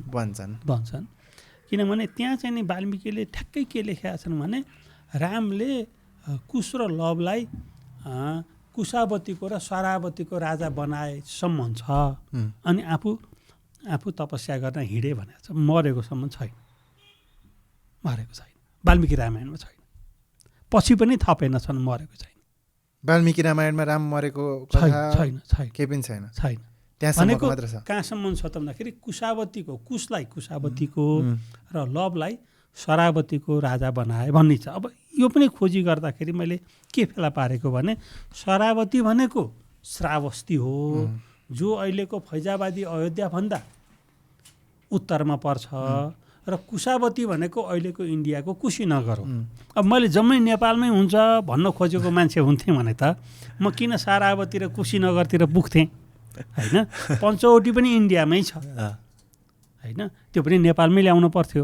लङ्का पनि इन्डियामै छ, त्यसलाई पनि नेपालमै ल्याउनु पर्थ्यो होइन। त्यस्तो होइन, जे छ रामायणमा जे छ त्यही मैले त्यही व्यक्त गर्न। रामले अनि फेरि उता कता कसरी बनाए त उनीहरूलाई राजा? यस्तो छ नि त, रामका भाइ शत्रुघ्न छन् नि, शत्रुघ्न त मथुराका राजा भएछन्। शत्रुघ्न मथुराका राजा, शत्रुघ्न मथुराका राजा भएछन् भनेपछि त मथुरासम्म नै रामका मान्छेहरू पुगेका छन् नि। अब त्यो बाटोमा बिचमा श्रावस्ती पर्छ, यतै हो श्रावस्ती त, यतै पर्छ। अनि अर्को फेरि के छ भने कुशीनगरमा किन पुर्याए त भन्ने पनि प्रसङ्ग छ। कुशीनगर भनेको त त्यो अयोध्याबाट दक्षिणमा हो होइन, गोरखपुरदेखि पूर्वमा भनेको त्यस्तो धेरै परको कुरा चाहिँ होइन। उहाँ त पुग्यो भने अर्को कुरा छ कुशीनगर पुग्नुको। रामको मावली बनारस हो। रामको मावली बनारस, कौशल्याको माइती बनारस भनेपछि त त्यहाँसम्म त जाने आउने गरेका थिए। यो कस्तो छ भने यो त्यस्तो नमिलेको केही पनि छैन। सबै ठिक छ। सम्भवतः आजको कन्भर्सेसनहरू क्लियर भयो होला जस्तो लाग्छ। अब लाइन पनि गयो है, हामी अब यो अँध्यारोमा कन्भर्सेसन गरिरहेको छौँ। दर्शकहरूले हामीलाई अडियोमा मात्र सुनिरहनु भएको छ, भिजुअलमा देख्न पाउनु भएको छैन। यति बेला तपाईँहरू दर्शकहरू चाहिँ श्रोता बन्नुभएको छ। सो आवश्यकता परेछ भने केही अझै क्लियरिफिकेसन चाहिएछ भनेदेखि एकचोटि मेबी हामी किताब आइसकिसकेपछि पनि कन्भर्सेसन गर्छौँ होला, हजुरले समय दिनुभयो भने। हजुर हुन्छ, आवश्यक हुन्छ। र आजलाई चाहिँ हजुरलाई किताब चाँडै निकाल्न मेरो विनम्र अनुरोध गर्दै चाहिँ आजलाई बिदाबारी माग्यौँ। हस्। सबैमा मेरो शुभकामना, र जसले हेर्नुभयो सुन्नुभयो उहाँहरूले बुझ्नुभयो होला। बुझ्नु भएन भने मेरो जुन पुस्तक आउँदैछ त्यो यहाँहरूका हातमा अवश्य पुग्नेछ, अथवा त्यस्ता केही चाहिँ जिज्ञासा भएदेखि म त्यसको समाधान गर्न उपस्थित हुनेछु। Thank you so much sir. Thank you so much. दर्शकहरूलाई पनि श्रोताहरूलाई पनि धेरै धेरै धन्यवाद। हाम्रो च्यानल खाली पृष्ठलाई सब्सक्राइब गरिदिनु होला र छेउमा रहेको बेल आइकनलाई पनि थिच्नु होला। सँगसँगै कमेन्ट गर्नुहोला, केही कमी कमजोरी छ भने सुधार्न रिक्वेस्ट भन्न सक्नुहुनेछ। र हाम्रो यो कन्भर्सेसन राम्रो लाग्यो भने सेयर पनि गर्नुहोला। Thank you so much. अर्को एपिसोडमा हाम्रो भेट हुनेछ। Stories with Susan.